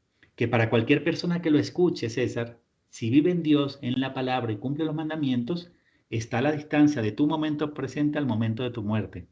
Entonces está igual de cerca para el que lo escuchaba cuando él lo decía con su boca en la tierra, que para cuando lo escucha alguien que nos escucha a ti y a mí hoy. Está ahí a la misma distancia, a la distancia de tu momento presente hasta el momento de tu muerte. Y eso también vale con los del Antiguo Testamento. Pregunto. Claro, claro, exactamente. Vale igual para Abraham. Es decir, Ujú, eh, para Abraham, ¿cuál es la distancia de Abraham que va a heredar el reino? Porque ahorita vamos a las últimas citas que tienen que ver no solo con el reino, sino con el arrebatamiento. ujú, Pablo dice en sus cartas claramente que los que murieron en Cristo en el pasado heredan el reino primero. Eso está en Primera de Tesalonicenses capítulo 4. ujú, Entonces, ¿qué quiere decir? Que cuando resuciten los muertos en la primera resurrección, que muy claramente dice el Apocalipsis que es antes de comenzar el milenio, la primera resurrección, que es la de los justos, es antes de comenzar el milenio, primero resucitan los justos y heredan el reino, y después dice Pablo que los que hayan quedado vivos, los que hayan sobrevivido a la gran tribulación, son arrebatados, sus cuerpos son transformados y heredan el reino. ujú, Pero ya lo heredaron los justos. ¿Qué quiere decir? Si tenemos la gracia, la enorme alegría de vivir la transformación del cuerpo y heredar el reino, por ejemplo, cuando lleguemos al reino, con nuestros cuerpos recién transformados en el arrebatamiento, ya estarán en el reino viviendo Noé, Abraham, Isaac, Jacob, Moisés, Elías, Jeremías, porque es lógico. Y no solo es lógico que por justicia de Dios lo hereden primero, sino porque lo dice la Biblia, lo dice Primera de Tesalonicenses capítulo 4. Entonces, todo en su debido momento, lo dice Pablo. Pero lo que tú dices es verdad. ¿Cuál es la distancia de Abraham hasta que hereda el reino y se cumple la promesa que le da Dios de que heredarás todo lo que ves con tus ojos? Se cumple en el momento de su muerte. Si él murió en Cristo, murió en Dios, murió cumpliendo los mandamientos, siendo fiel a Dios y sin idolatría, entonces Abraham muere y pasa a heredar el reino. No es que tiene que estar aburrido 4000 años así, ¿no? Esperando para ver el reino. No es así porque así lo pensamos humanamente, pero es que una vez que sales de la tierra, de tu cuerpo, pierdes por decirlo, esa atadura a la línea de tiempo que tenemos cuando estamos vivos. ujú. Entonces es interesante, podríamos preguntarnos, esto ya es un poco teología ficción, si ahora mismo yo hablo con un santo, pido su intercesión, él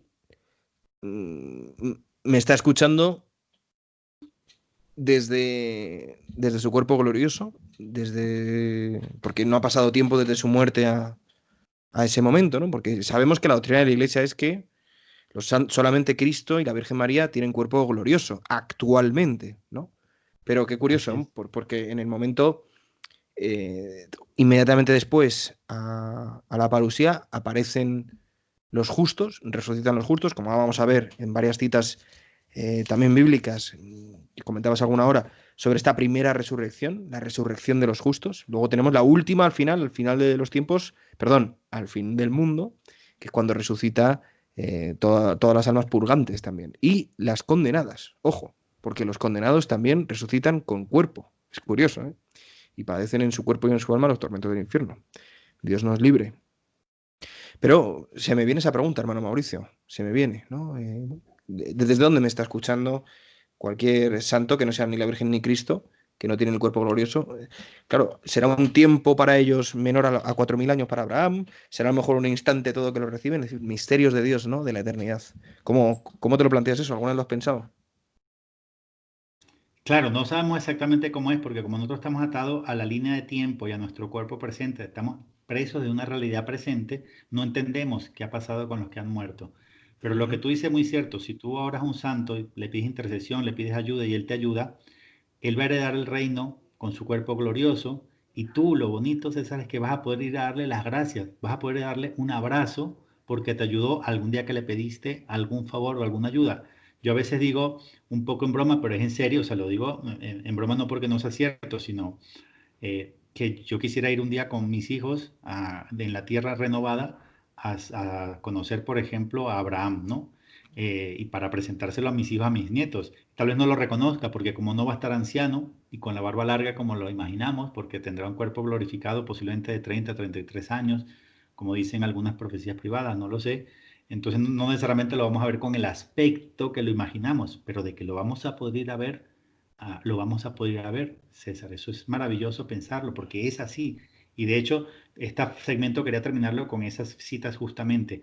La que ya mencioné de Primera Tesalonicenses 4, que dice que primero heredan los que resucitan, los que murieron en Cristo, y después los que sufren la transformación o arrebatamiento.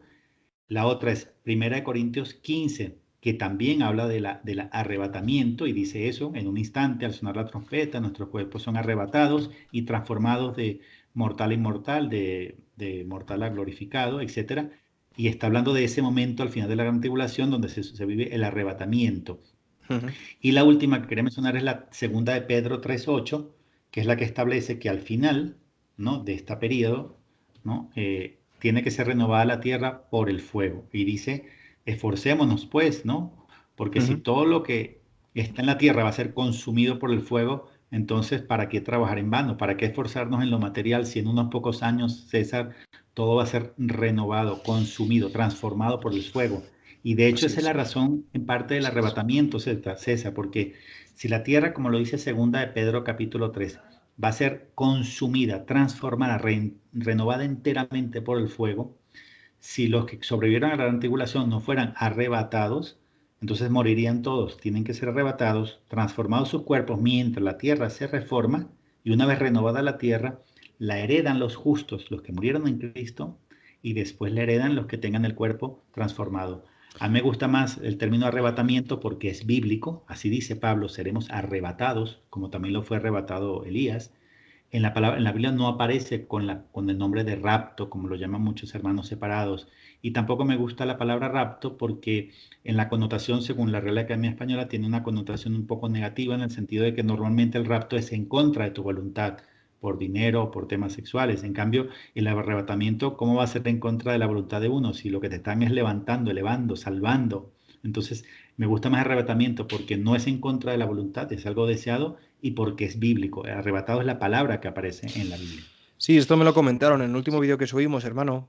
Me hablaban varias personas de que la palabra rapto la utilizan los protestantes. Y es verdad, yo creo que es muy acertado que nosotros hablemos de arrebatamiento, puesto que el apóstol Pablo habla de que serán arrebatados. Pero es que además de ese matiz que mencionas de la Real Academia, de que se hace contra la voluntad, yo también quiero rescatar una idea que está en el trasfondo de mucho del mundo protestante, de la teología protestante, especialmente la que viene, o sobre todo la que viene de Calvino, que habla de la teología de la predestinación. Entonces, a mí lo de rapto me suena a que solamente los predestinados, ¿eh?, son aquellos que son preservados por el Señor en esa purificación de fuego sobre el mundo. ¿Me explico? Y no aquellos que, como dice Cristo, bienaventurados aquellos que escuchan la palabra de Dios y la cumplen, ¿no? Para los calvinistas, pues una rama del protestantismo, las obras, bueno, para todo el protestantismo las obras no cuentan, es la sola fe. Pero es que encima para una rama, el calvinismo, ya no, ni siquiera la fe, es la predestinación total, ¿no? Y eso de rapto me suena a predestinación. Y nada tiene que ver con la doctrina católica. La doctrina católica sostiene que quien, ayudado por la gracia, o quien por la gracia y colaborando con ella, con su libertad, con el ejercicio de su libertad, es decir, sin rapto ni no rapto, no. Son protegidos por el corazón inmaculado de María, ¿m? Por el designio de Dios de ese momento tremendo que tenemos la suerte de vivir dentro de poco tiempo, hermanos. A mí de verdad que me emociona. Muchos quisieron ver lo que vamos a ver y no lo vieron. Es tremendo, es tremendo. Tengo aquí unas citas más sobre el tema de las dos resurrecciones, pero cuéntanos si tienes alguna más, hermano, o lo que fueras a decir. No, yo creo que si te parece podemos pasar al siguiente punto, el de San Ireneo de León, el libro que para mí es el que mejor ha explicado el milenio, el reino de Cristo en la tierra por 1000 años. Es San Ireneo de León en su maravilloso libro Contra las herejías. Como es un libro muy largo y hoy en día muchas personas no tienen tiempo de leerse más de 400 páginas, yo puedo decir simplemente que se lean el capítulo quinto, perdón, el libro quinto, capítulos 3 y 4. Antes solamente quería despedirnos de una cita que la dice el Señor en Lucas 20, 35, 36. Dice, mas los que hayan sido juzgados dignos de alcanzar el mundo aquel y la resurrección de entre los muertos, no tomarán mujer, y las mujeres no serán dadas en matrimonio, porque no pueden ya morir, pues son iguales a los ángeles y son hijos de Dios, siendo hijos de la resurrección. Nótese que Cristo no habla del cielo, sino del mundo aquel, ¿no? Es ese momento de la resurrección que hablábamos de los justos, ¿no? Pues cuéntanos de esta parte quinta del libro de San Ireneo, que fue discípulo de San Policarpo, hermanos, el cual fue discípulo de San Juan Evangelista. Bueno, él primero lo que hace es explicar este patrón de milenios que están en la Biblia. Tú sabes que primero el patrón de 7 se ve en el Génesis, la creación de 6 días y un día de descanso. Después en el Éxodo se ve cómo el patrón de días se lleva a los años, ¿no? Es decir, 6 años trabajarás la tierra, cosecharás, cultivarás, ordeñarás, pero el séptimo año dice será un año de descanso total para la tierra. Eso es lo que se llama el año sabático. Ujú, Pero después el patrón se extiende a los milenios, ¿no? Si uno confronta, por ejemplo, Isaías 28 con la segunda de Pedro, donde dice que para el Señor un año es como 1000 días, 1000 días como un año, también lo dice el Salmo 90, ¿no? Eso de que un año para el Señor es como, pero un día es como 1000 años. Uno se da cuenta que sí existe un patrón, César, de milenios, como lo hay de días o de años. Es decir, 6000 años de una manera y un milenio adicional de otra manera. Lo ujú, explica muy bien San Ireneo de León, diciéndole justamente en relación al Génesis. Él dice que así como Dios creó al mundo en 6 días y descansó el séptimo, dice San Ireneo que eso es una narración histórica de cómo fue, pero que también es una descripción profética sobre la historia de la humanidad sobre la tierra. O sea, explicando San Ireneo que son 6000 años, ujú, a figura de los 6000 años donde Dios hizo el mundo, y el séptimo milenio a figura del descanso, ¿no? ujú, Del descanso de Dios. O sea, que el milenio es un descanso, es el verdadero sábado, como lo decíamos antes en la carta de los Hebreos, un verdadero descanso sabático para el pueblo de Dios. Entonces, ujú, para explicar este milenio, este reino de Cristo en la tierra por 1000 años, San Ireneo hace muchas referencias a citas bíblicas que son extraordinarias. Voy a mencionar algunas de ellas. Por ejemplo, cuando dice Jesús en la última cena que no volverá a beber el fruto de la vid con sus discípulos hasta que lo beba en el reino de su Padre, que es lo que explica San Ireneo de León. Él dice que eso se refiere al reino de Cristo en la tierra por 1000 años, porque el Espíritu, cuando vivamos en la visión beatífica de Dios en la eternidad, el Espíritu no bebe vino, es lo que ujú, explica San Ireneo de León. Es decir, cuando Jesús dice, no volveré a beber el fruto de la vida hasta que lo beba de nuevo con vosotros en el reino de mi Padre, se refiere al reino en la tierra, porque San Ireneo dice que el vino se bebe en la tierra y que lo que bebe vino es el cuerpo, no el espíritu. ¿Me ujú. explico? O sea, que Sí, esa sí. profecía de Cristo se cumple es sobre la tierra. Aquí es donde beberemos el vino vivo, el vino nuevo con Cristo. Eso no contradice lo que decías antes del reinado visible de Cristo en la tierra por 1000 años, porque que Él venga a celebrar un banquete con nosotros en la tierra visiblemente no significa que necesariamente se va a quedar visiblemente los 1000 años. Puede ser un reinado principalmente eucarístico, pero nada le impide Él aparecerse cuando quiera. Tú mismo referías como en esos 50 días después de su resurrección, sin que las puertas estuvieran abiertas entraba a él y no era espíritu porque le decía, tóquenme, vean que tengo carne y huesos y un espíritu no tiene carne y huesos. Y una ocasión inclusive les preguntó, ¿tienen algo de comer? Sí, señor, aquí hay un pescado y él se lo comienza a comer. Yo no creo que él tuviera hambre. Era para demostrar que estaba hombre completo en con todos sus órganos, con todas sus funciones metabólicas, etcétera, para demostrar que era un hombre completo. Entonces, aunque el reinado de Cristo en la tierra sea principalmente eucarístico, ¿qué le impide al Señor que en una santa misa se apersone visiblemente? Pues nada se lo impide. Entonces, esta profecía, explica San Ireneo, que se va a cumplir en la tierra, Él va a beber con nosotros el vino nuevo. Otra referencia importante que hace San Ireneo de León es esta cita que dice, cuando hagas una comida o una cena, no invites a los ricos y vecinos y parientes, porque ellos te pueden también devolver y ya estás pagado. Invita más bien a los cojos, mendigos, porque ellos no te pueden pagar. Entonces, sino que la recibirás la paga en la resurrección de los justos, dice Lucas 14. Recibirás la paga en la resurrección de los justos. Esa comida que tú le diste a un pobre, no la vas a recibir en el cielo, César, en el cielo no se come. Si tú le diste una comida a un pobre, ¿dónde la vas a recibir de vuelta? En el reino, en la tierra. Y otro que dice también San Ireneo, de Mateo 19. Quien quiera que dejare campos o casas, parientes, hermanos o hijos por mí, recibirá 100 veces más en este mundo y en el futuro heredará la vida eterna. Eso está en Mateo 19 y también en Lucas 18. ¿Qué es lo que explica San Ireneo? Suponte que tú diste una hectárea a la iglesia o a un orfelinato o a un ancianato. Entregaste una hectárea por amor. O un pobre. ¿Dónde se va a cumplir el que tú recibas 100 hectáreas de vuelta? De vuelta no, de premio de Dios. Entonces los antimilenaristas, que siempre están en confusión porque se contradicen a sí mismos, contradicen la Biblia, dicen, no, es que es en el cielo que tú vas a recibir 100 hectáreas. No, es que en el cielo no hay hectáreas, en el cielo no hay tierra. ¿Entiendes? O sea, es que el que se empeña en contradecir el milenio choca frontalmente con la Biblia una y otra vez. Si tú dejaste algo por Dios, una hectárea como ejemplo, es en la tierra que vas a recibir 100 hectáreas. Adicionalmente explica San Ireneo todas estas profecías del Antiguo Testamento que no se cumplieron. Una muy bonita es la de Jacob y Esaú, donde cuando recibe la profecía, cuando todavía los niños estaban en su vientre, ¿no? En el vientre de la madre, ¿no? De Rebeca, si no recuerdo mal, era la madre, ¿no?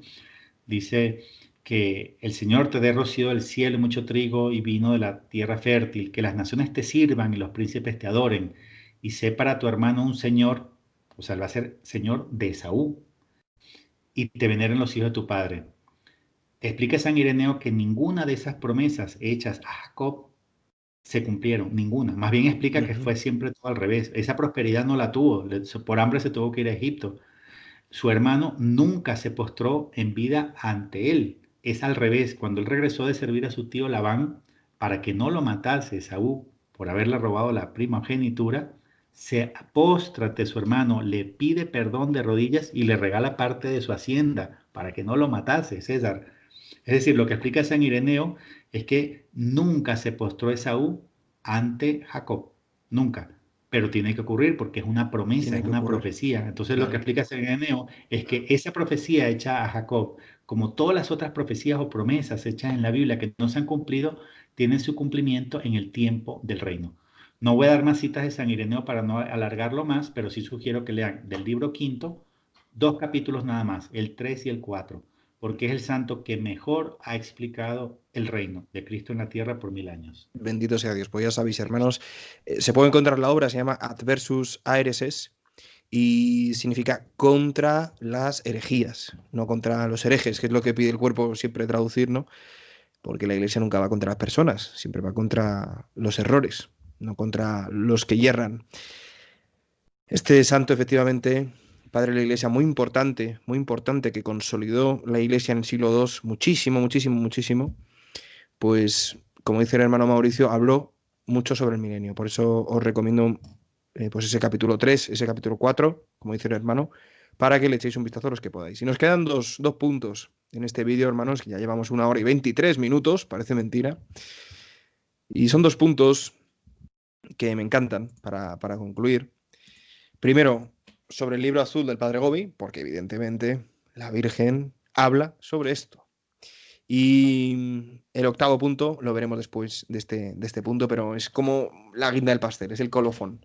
Así que ánimo, hermanos, la verdad es que estáis aguantando estoicamente porque este tema es denso. Son muchas citas, mucha información, de repente si es algo nuevo. Sin embargo, quiero que os quedéis con la esperanza que nos da esto, de verdad, hermanos. Que qué bueno es Dios, qué maravilloso es, que es fiel a sus promesas, ¿no? ¿Qué nos dice, hermano, la Virgen, en estos mensajes que quieres Bueno, traer? sí, este libro que citamos en tantos programas porque ha sido una luz tan grande en mis estudios, el libro azul del Padre Gobi, tiene, César, decenas de mensajes donde ella habla del nuevo paraíso terrenal y del reinado de Cristo en la tierra. Ujú. Normalmente lo refiere como un reinado eucarístico. Como son tantos mensajes, yo solamente voy a referir dos que me parecen que son Ok. fundamentales, muy importantes. El primero, ya lo habíamos mencionado en otro programa, en el programa anterior, que es el de Valdragone en San Marino, ¿no? Es de la fecha 3 de julio de 1987. Y voy a leer solamente unos pocos fragmentos, pero son importantísimos. Dice, la humanidad volverá a ver no, la humanidad volverá a ser un nuevo jardín de vida y de belleza. El nuevo jardín terrenal, no paraíso terrenal. Jesús instaurará su reino glorioso. Él estará con vosotros y conoceréis los nuevos tiempos y la nueva era. Veréis finalmente una nueva tierra y unos nuevos cielos. Aquí aprovecho para referir que en cuántos lugares de la Biblia está esto de cielo nuevo y tierra nueva. Tú mencionaste alguno antes, ¿no? Mm. Yo lo puse aquí en resumen. Está cielo nuevo y tierra nueva está en Isaías 65, Isaías 66, Segunda de Pedro capítulo 3 y Apocalipsis 21. Y es interesante acotar lo siguiente, César. Cielos nuevos en plural, pero siempre dice tierra nueva en singular. Tierra nueva. Y María refiere mucho a esa tierra nueva, esa tierra renovada. Y continúa diciendo ese mismo mensaje de San Marino, ¿no? Del 7, perdón, del 3 de julio del 87, una frase que es tan importante, César, tan importante que la puse en la misma portada del libro Quinto Reino, Sí, sí, porque sí. yo creo que es la que mejor explica María el Padre Nuestro, indicando que el reino que pedimos el Padre Nuestro viene a la tierra. El que pedimos al Padre Nuestro no es el reino de los cielos. Mira cómo dice la cita. Jesús, que os ha enseñado la oración para invocar la venida del reino de Dios sobre la tierra, Ujú. verá finalmente cumplida su invocación, porque instaurará su reino y la creación volverá a ser un nuevo jardín donde Cristo será glorificado por todos y su divina realeza será aceptada y exaltada. Será un reino universal de gracia, de belleza, de armonía, de comunión, de santidad, de justicia y de paz.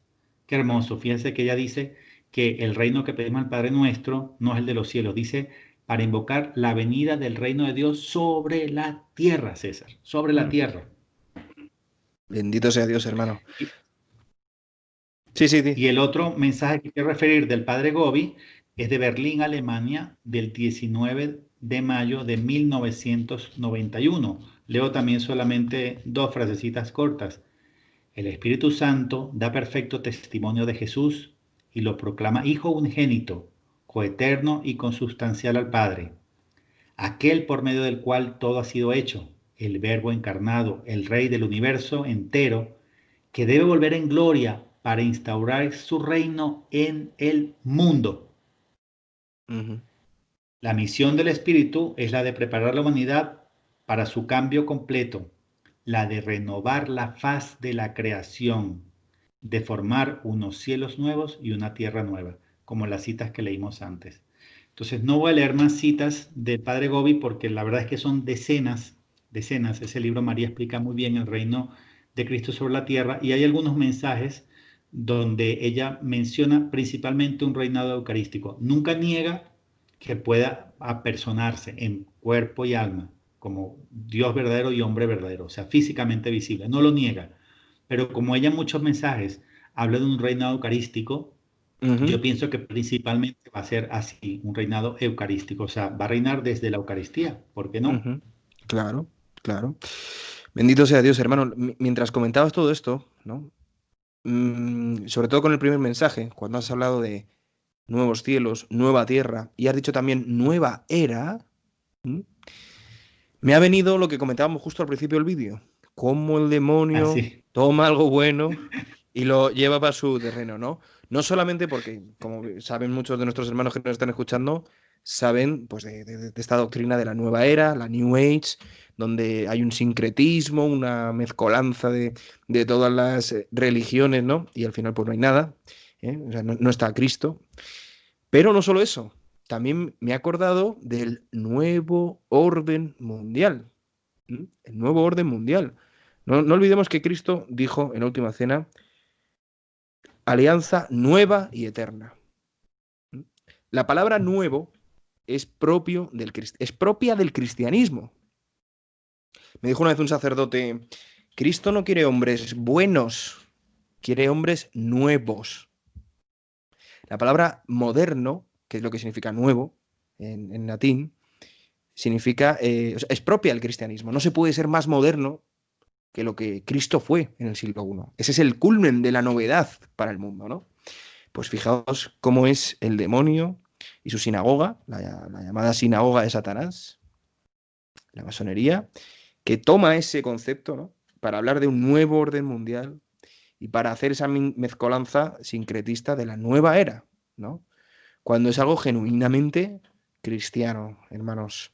Y me ha venido, no me lo podía callar, ¿no? Precisamente para que no os escandalicéis cuando hayamos escuchado eso, ese mensaje que nos leía el hermano Mauricio del 3 de julio del 87, me parece. Cuando la Virgen dice nueva era, está hablando de exactamente lo que dice Jesucristo, decir un nuevo y tierra nueva, San Pedro, el Apocalipsis, Isaías. ¿Me explico, hermanos? Es que hay que hilar muy fino. Como os he dicho al principio del vídeo, este vídeo es de hilar muy fino, porque realmente hay mucha desinformación. Y luego el hermano lo estaba enlazando con el Padre Nuestro, que es con lo que concluimos este punto octavo, el vídeo. El Padre Nuestro, hermanos, ¿qué es lo que pedimos todos los días en el rosario, en la Santa Misa? Venga a nosotros tu reino. A nosotros tu reino. Incluso las Y traducciones muchas adicionalmente veces dice que hágase tu voluntad así en la tierra como en el en la cielo. Es tierra decir, como en el cielo. es en ese reino donde por primera vez se va a hacer la voluntad de Dios tanto en el cielo como en la tierra, porque hasta ahora se hace la voluntad de Dios en el cielo, pero en la tierra no se ha hecho la voluntad de Dios por No, 6.000 años. no, Entonces, así es. lo que dice el Padre Nuestro es que sí va a llegar un reino en el cual sí se hará la voluntad de Dios en la tierra, también como en el cielo. Y hermanos, ¿qué otra oración tenemos los católicos fundamental? El llamado credo. Sabéis que tenemos dos, el credo de los apóstoles y el credo niceno-constantinopolitano. Es que es un poco tarde ya para España.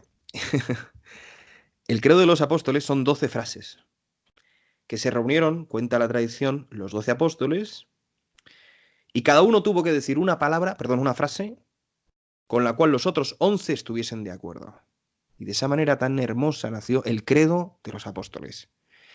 Pero a lo largo de los primeros siglos se hizo necesario, en varios concilios, establecer una serie de exactitudes sobre aquel credo, que daban lugar a varias interpretaciones erróneas. Y hubo que definir, no, de la misma naturaleza que el Padre, ¿no? Que procede del Padre y del Hijo, el Espíritu Santo. No solo procede del Padre, no, filioque, etcétera, ¿no? Y hermano, Mauricio, ¿cuál es, en esa especificación que se hizo en el credo largo, como lo llamamos, que se dice al final? A ver si alguien se ha dado cuenta alguna vez. ¿Qué decimos al final? Dice en la última frase, espero la resurrección de los muertos y la vida del mundo futuro. Amén. Hay Amén. dos cosas importantísimas ahí. Una, fíjate que la vida del mundo futuro va justo después de la resurrección de los muertos, que es lo que esto explicabas antes, y está en el Apocalipsis. O sea, el milenio está precedido por la resurrección, pero de los justos, porque los injustos, los que murieron en pecado mortal, resucitan después del milenio, para la segunda muerte, como dice el Apocalipsis, pero los justos resucitan antes. Entonces, justo antes de la resurrección, pero justamente al tercer milenio viene la resurrección y viene el reino.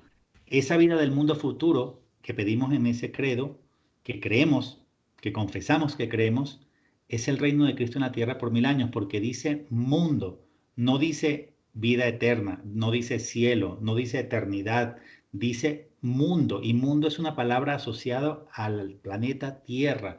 No puede nadie asegurar o demostrar bíblicamente que cuando Dios se refiere al cielo, lo refiere como mundo. Al contrario, siempre el mundo va antagónico, contrario, es como lo opuesto, ¿no? Bueno, lo Exacto. opuesto mientras el demonio reina en el mundo, Claro. pero el mundo es la tierra.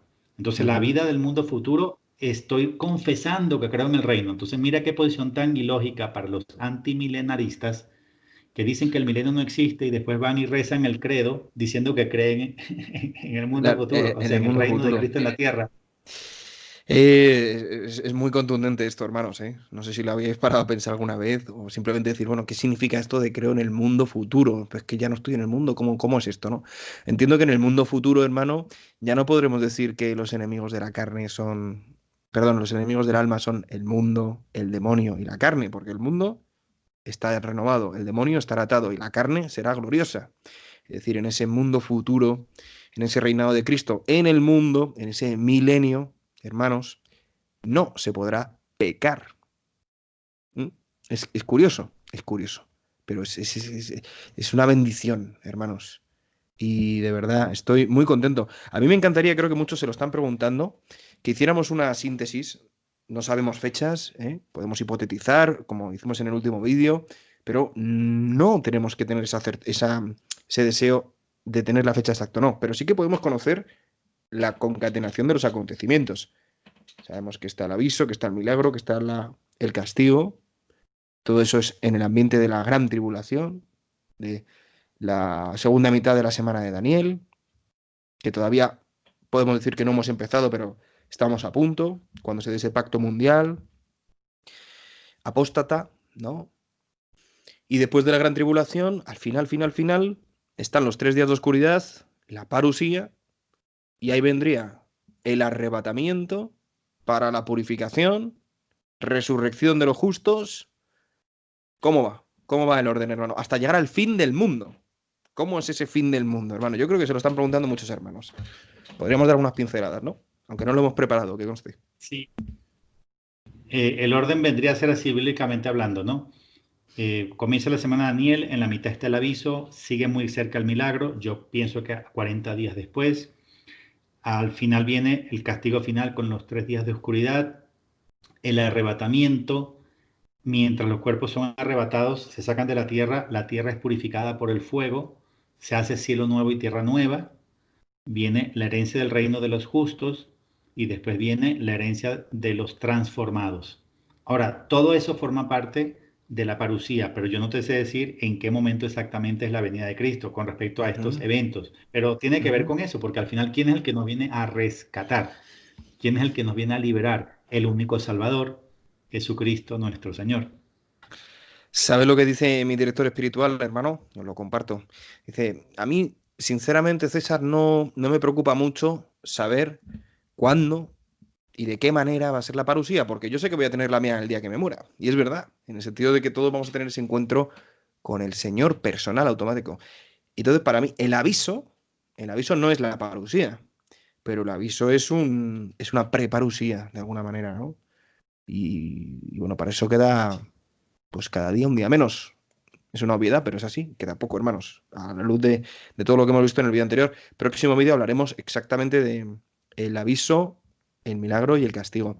Pero sí que quiero preguntarte, hermano, sobre el fin del mundo, porque la Santísima Virgen en Garabandal dice claramente que son dos cosas distintas, el final de los tiempos, el fin del mundo, ¿no? Fin del mundo. Hablamos del fin del mundo, de ese Estoy de acuerdo mundo contigo renovado. además.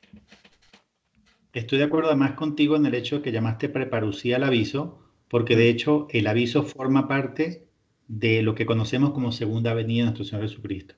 O sea, la mm, segunda venida incluye el aviso, que es ese juicio particular, ¿no? Esa iluminación de las conciencias, e incluye la venida con la cual derrota a Satanás, al anticristo, al falso profeta, y son arrojados vivos al agua de fuego y Satanás atado en el infierno por 1000 años. O sea que la segunda venida incluye ambas cosas, ¿no? Incluye el aviso y esa ujú, victoria final de Cristo. ujú, Después viene el reino de Cristo en la tierra por 1000 años, donde el demonio está atado, es decir, ya no sufrimos la tentación. Y al final, dice claramente la Biblia, viene la segunda resurrección, que es la resurrección de los pecadores, de los condenados, que se unen a su cuerpo eh, para venir lo que se llama la muerte segunda. Entonces, imagínate qué terrible la condenación. Estás en el infierno, recuperas tu cuerpo, pero para volver a ser condenado y para volver a ser arrojado al infierno, pero ahora en cuerpo y alma. O sea, qué terrible. Y dice la Biblia, Satanás es soltado por un tiempo, al final. Después del milenio es soltado nuevamente por un tiempo. Personas me han preguntado, ¿y qué sentido tiene eso, no? ¿Por qué Satanás tiene que volver a ser soltado? La respuesta que yo creo, pienso, no la digo con certeza, con seguridad, pero es mi interpretación, César, es, todos los hombres tienen que ser probados en el amor. Así como todos los ángeles fueron probados, todos los seres humanos tienen que ser probados, porque el amor solo se comprueba, valga la redundancia, en la prueba. Entonces, todos los hombres que murieron antes, ¿verdad? Fueron probados. Los que vivan la gran tribulación y hereden el reino con su cuerpo transformado, arrebatado, también han sido probados. Pero nota, César, que los que nazcan mm. en el milenio no han pasado por la prueba. Y como el milenio no existe el tentador, el demonio está atado, su fidelidad, su amor a Dios no ha sido puesto a prueba. Porque yo pienso entonces que tiene que ser soltado por un tiempo al final del milenio, porque también tienen que ser probados los que nacieron durante el milenio, porque todo hombre tiene que ser probado como todo ángel fue probado. Ujú. Tiene mucho, mucho sentido. Me venía una razón más por la que pudiera ser soltado, que sería simplemente que Satanás pudiese contemplar la victoria de Dios, es decir, soltado del abismo para que vea la victoria de Dios, ¿no? Por justicia. Y me venía una objeción a esta hipótesis que planteas, y es, bueno, por lo que tengo entendido, los seres humanos durante el milenio son como ángeles que no se casarán. Leíamos antes, no sé si se refiere ya a la eternidad, al cielo. ¿Recuerdas lo que te digo? Sí, mira, te voy a decir lo que yo he investigado sobre eso. El punto es muy importante y qué bueno que lo sacas a la luz. Ujú, Te voy a decir lo que yo he investigado al respecto. Los seres humanos durante el milenio están diferenciados claramente y bíblicamente en dos tipos de seres humanos. ujú, Los que resucitan y heredan el milenio ya no van a morir, ujú, porque ya murieron una vez y el hombre no pasa dos veces por la muerte. ujú, Esos son los que van a vivir como árboles, dice en el que tú referiste de Isaías 66, también está Isaías 65, dicen, vivirán como árboles. ¿Cómo vivían los hombres al principio? 900 años, más o menos. Me refiero a ujú, Adán, Matusalén, no, todos estos, Lamec, vivían alrededor de 800, 900 años.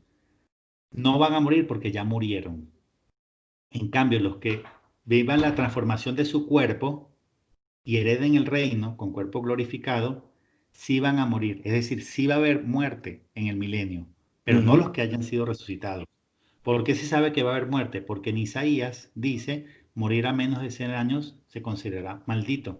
Quiere decir Exacto. que sí existe la posibilidad de morir, pero no es para los que ya revivieron su cuerpo glorificado. Entonces, ¿quiénes son los que posiblemente sean como ángeles, por así decirlo? Posiblemente los que resucitaron, no sé, pero los que nazcan en el reino o hereden el reino con su cuerpo glorificado porque fue transformado en el arrebatamiento, Ujú. yo sí creo que van a poder tener esposa, hijos y procrear, porque acuérdate que, mira, esto es importantísimo ya para cerrar, César. ¿Cuál fue la Sí. instrucción inicial que le dio a nuestros primeros padres Dios? Creced y multiplicaos. Reproducíos. Sí. Claro, entonces el demonio dañó un poco ese plan, ¿no? Por un tiempo, dañó el plan perfecto de Dios, pero tiene que rehacerse el plan perfecto de Dios. O sea, el hombre tiene que poblar ese reino. Acuérdate que la población es diezmada en 2/3 durante la gran tribulación, lo dice eh, Zacarías 13. Entonces, si la población entra diezmada al reino y la orden de Dios es poblar la faz de la tierra, quiere decir que sí va a haber matrimonio, va a haber hijos, va a haber descendencia, se va a poblar la tierra. Pero nota y no dejes de analizar esto porque es bíblico, es real. Hay dos tipos, de alguna manera, clase de seres humanos. Los que ya murieron y resucitan, Dios los resucita, son inmortales ya, porque ya murieron y viven todo el milenio. Pero los que nazcan al milenio o los que lo heredaron por el arrebatamiento y transformación del cuerpo van a morir. Y posiblemente uno de estos dos grupos sea el que se case y procree y el otro no. No te lo sé decir esto último. Lo primero es bíblico, esto segundo es una pregunta más bien. ¿Son todos los que pueden procrearse y tener descendencia o solamente los que sean mortales en el sentido de que pueden morir no menos de 100 años, pero igual pueden morir y van a morir? ¿Serán solo esos los que puedan procrear? Yo no lo sé con certeza. Te diré, lo veremos dentro de poco. Lo sabremos dentro de poco. Bendito sea Dios. Esto no lo habíamos preparado, hermanos, pero me alegra mucho que hayáis podido ser testigos de esta conversación que hemos tenido Mauricio y yo al respecto, ¿no? Pues, surgen preguntas. Y me he acordado de una lectura que he leído antes, de Lucas 20, 35, 36, que avala totalmente lo que acaba de mencionar el hermano Mauricio, en relación a que los que son como ángeles en el mundo aquel son los que ya han resucitado, no los arrebatados, ¿no? Los que han vivido el arrebatamiento. Y os repito la cita, mas los que hayan sido juzgados dignos de alcanzar el mundo aquel y la resurrección de entre los muertos, las dos cosas, los que hayan sido dignos de alcanzar estar en el mundo aquel y la resurrección de los muertos, no tomarán mujer, y las mujeres no serán dadas en matrimonio, porque no pueden ya morir, pues son iguales a los ángeles y son hijos de Dios siendo hijos de la resurrección. Entonces van a estar conviviendo los justos que resuciten y los arrebatados de ese tercio que se salva de la gran tribulación, que aparecerán en ese mundo nuevo y convivirán con los santos justos, ¿no? Qué maravilla, hermano, es emocionante pensar esto. Y a mí me ayuda a relativizar todos los problemas y todas las cruces, malas noticias que estamos viviendo hoy en día, porque nos hace tener la esperanza puesta en Dios nuestro Señor Todopoderoso, omnisciente y tan bueno, ¿no? Ha sido un programa bastante redondo, nos hemos alargado casi 2 horas, 1 hora y 45 llevamos, pero a mí se me ha pasado volando, imagino que a muchos de vosotros también, hermanos. Y es la primera vez que hablamos en el canal de este tema, del milenio, del milenarismo. Espero vuestros comentarios, espero vuestras impresiones y sobre todo espero que hayáis visto, ¿no? que la Iglesia no es antimilenarista. Y nosotros como Iglesia remanente pues tenemos que estar lo más unidos posible, ¿no? Es legítimo creer en el mineralismo espiritual, es legítimo también creer en el milenarismo alegórico o metafórico, como sostuvieron San Jerónimo y San Agustín.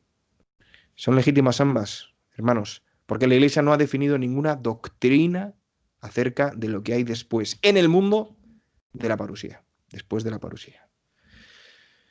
Así que nada, hermanos, al final de los tiempos vendrá ese ya juicio universal. ¿Por qué? Porque están incluidos los condenados, están incluidos todos, todos, todos, todos. Ahí será ya el fin del mundo y del milenio. ¿No es así, mi hermano Mauricio?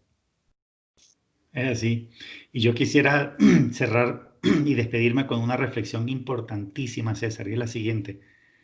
Durante la gran tribulación, mucha gente podría estar preocupada por su supervivencia, Mm, físicamente hablando, mm. pero nota que para heredar el reino, del cual hemos estado hablando en este programa, no es necesario ni siquiera sobrevivir.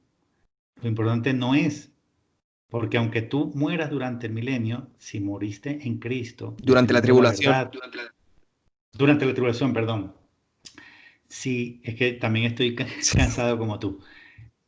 Si durante la gran tribulación tú mueres defendiendo a Dios, mueres en la palabra, en los mandamientos, vas a heredar el reino. Es decir, para heredar o no el reino, no es necesario ni siquiera sobrevivir a la gran tribulación, es lo menos relevante. Lo Ujú. único importante es testificar a Cristo, defender la verdad, defender el evangelio, estar dispuesto a dar la vida por la verdadera iglesia, el evangelio y la verdad. Porque para ir al reino no hace falta ni siquiera estar vivo, no hace falta ni siquiera sobrevivir. Es más, te digo una cosa, posiblemente la mejor manera de heredar el reino sea habiendo dado la vida en martirio. ¿Por qué? Porque al morir en mártir, la deuda que te queda, me refiero, los años que te pudieran quedar en el purgatorio, pagas esa deuda y heredas el milenio desde el principio. En cambio, si una persona muere durante la gran tribulación, se salva, pero tenía mucho por qué reparar, posiblemente se pase parte del milenio o todo el milenio en el purgatorio. ¿Me Ujú. explico? Es decir, eh, la mejor manera de asegurarse vivir y disfrutar el milenio es muriendo mártir, porque ahí tienes asegurado vivirlo desde el principio. ¿Me explico? Impresionante, impresionante. También lo vive desde el principio, también vive en principio el que sobrevive y vive en santidad, se purifica en la tribulación, pues también lo vive desde el principio porque su cuerpo es transformado y lo hereda desde el principio. Pero si una persona muere durante la gran tribulación, no en martirio, sino por desastres naturales o por la guerra, no tiene asegurado disfrutar el milenio entero, porque primero todos, es dogma de fe, tienen que pagar la deuda en el purgatorio. ¿Cuál es Así es. la manera más barata de pagar la deuda, César? La manera más barata de pagar la deuda que tenemos todos es en el martirio. Por eso yo me ofrecí a Jesús como mártir, para dar la vida por Él, para derramar mi sangre por Él, porque así también puedo pagar completamente la deuda que tengo por los pecados que he cometido en mi vida. No me refiero a que están perdonados, por supuesto, en la confesión, mas no están expiados, por eso existe el purgatorio. Ujú. Y si mueres en el martirio, pagas el 100% de la deuda por adelantado y heredas el reino desde el principio con toda seguridad. Bendito sea Dios, nunca lo había pensado, hermano, y es una reflexión maravillosa. Me he acordado de cuando en el libro de Apocalipsis hablan de eh, los que tienen las vestiduras blancas porque lavaron sus ropas en la sangre del martirio, ¿te acuerdas? Se les Sí, menciona, ¿no? Para precisamente destacar que los mártires tienen un lugar privilegiado en el cielo. Y me acuerdo también de San Maximiliano María Kolbe, que tuvo esa visión de niño, donde la Virgen le presentaba dos coronas, una roja y una blanca, la de el martirio y la virginidad, y le preguntó cuál escoges. Y San Maximiliano María Kolbe respondió las dos. Y así fue, ¿no? Bueno, hermanos, espero que se os haya quedado un buen sabor de boca como a mí y una buena impresión en el alma. Este tema, ya os digo, es para digerirlo, es para reposarlo, es para rezarlo mucho y que no nos haga tampoco distraernos del día a día, de cada día tiene su afán. Porque es verdad que tenemos los ojos en el cielo, pero con los pies en la tierra. El que solo tiene los pies en la tierra y los ojos también, mal va, y viceversa también. Así que os animo mucho, hermanos, a dedicar a cada cosa su tiempo y un tiempo a cada cosa. Adelante, hermanos. Estamos en una batalla maravillosa por Cristo, por la verdad y, como ha dicho el hermano Mauricio, nos pueden quitar la vida y si eso sucede será una alegría. Bendito sea Dios, hermano. No puedo decir otra cosa, Mauricio. Últimas palabras. esa es la alegría y la esperanza del cristiano, del creyente, del católico, es que Dios tiene preparado para nosotros algo maravilloso, más hermoso y más espléndido de lo que podemos imaginarnos. Y mientras más dura sea la gran tribulación, mientras más dura sea la prueba de la purificación, más necesitamos la esperanza del reino para cobrar el coraje y decir, vale la pena lo que sea por heredarlo. Me despido con estas palabras y que todo lo que hagamos sea siempre, César, por la honra del santo nombre de Jesucristo, la gloria de Dios Padre y la salvación de tantas, tantas almas como sea posible. Muchas gracias por todo y muy buenas noches.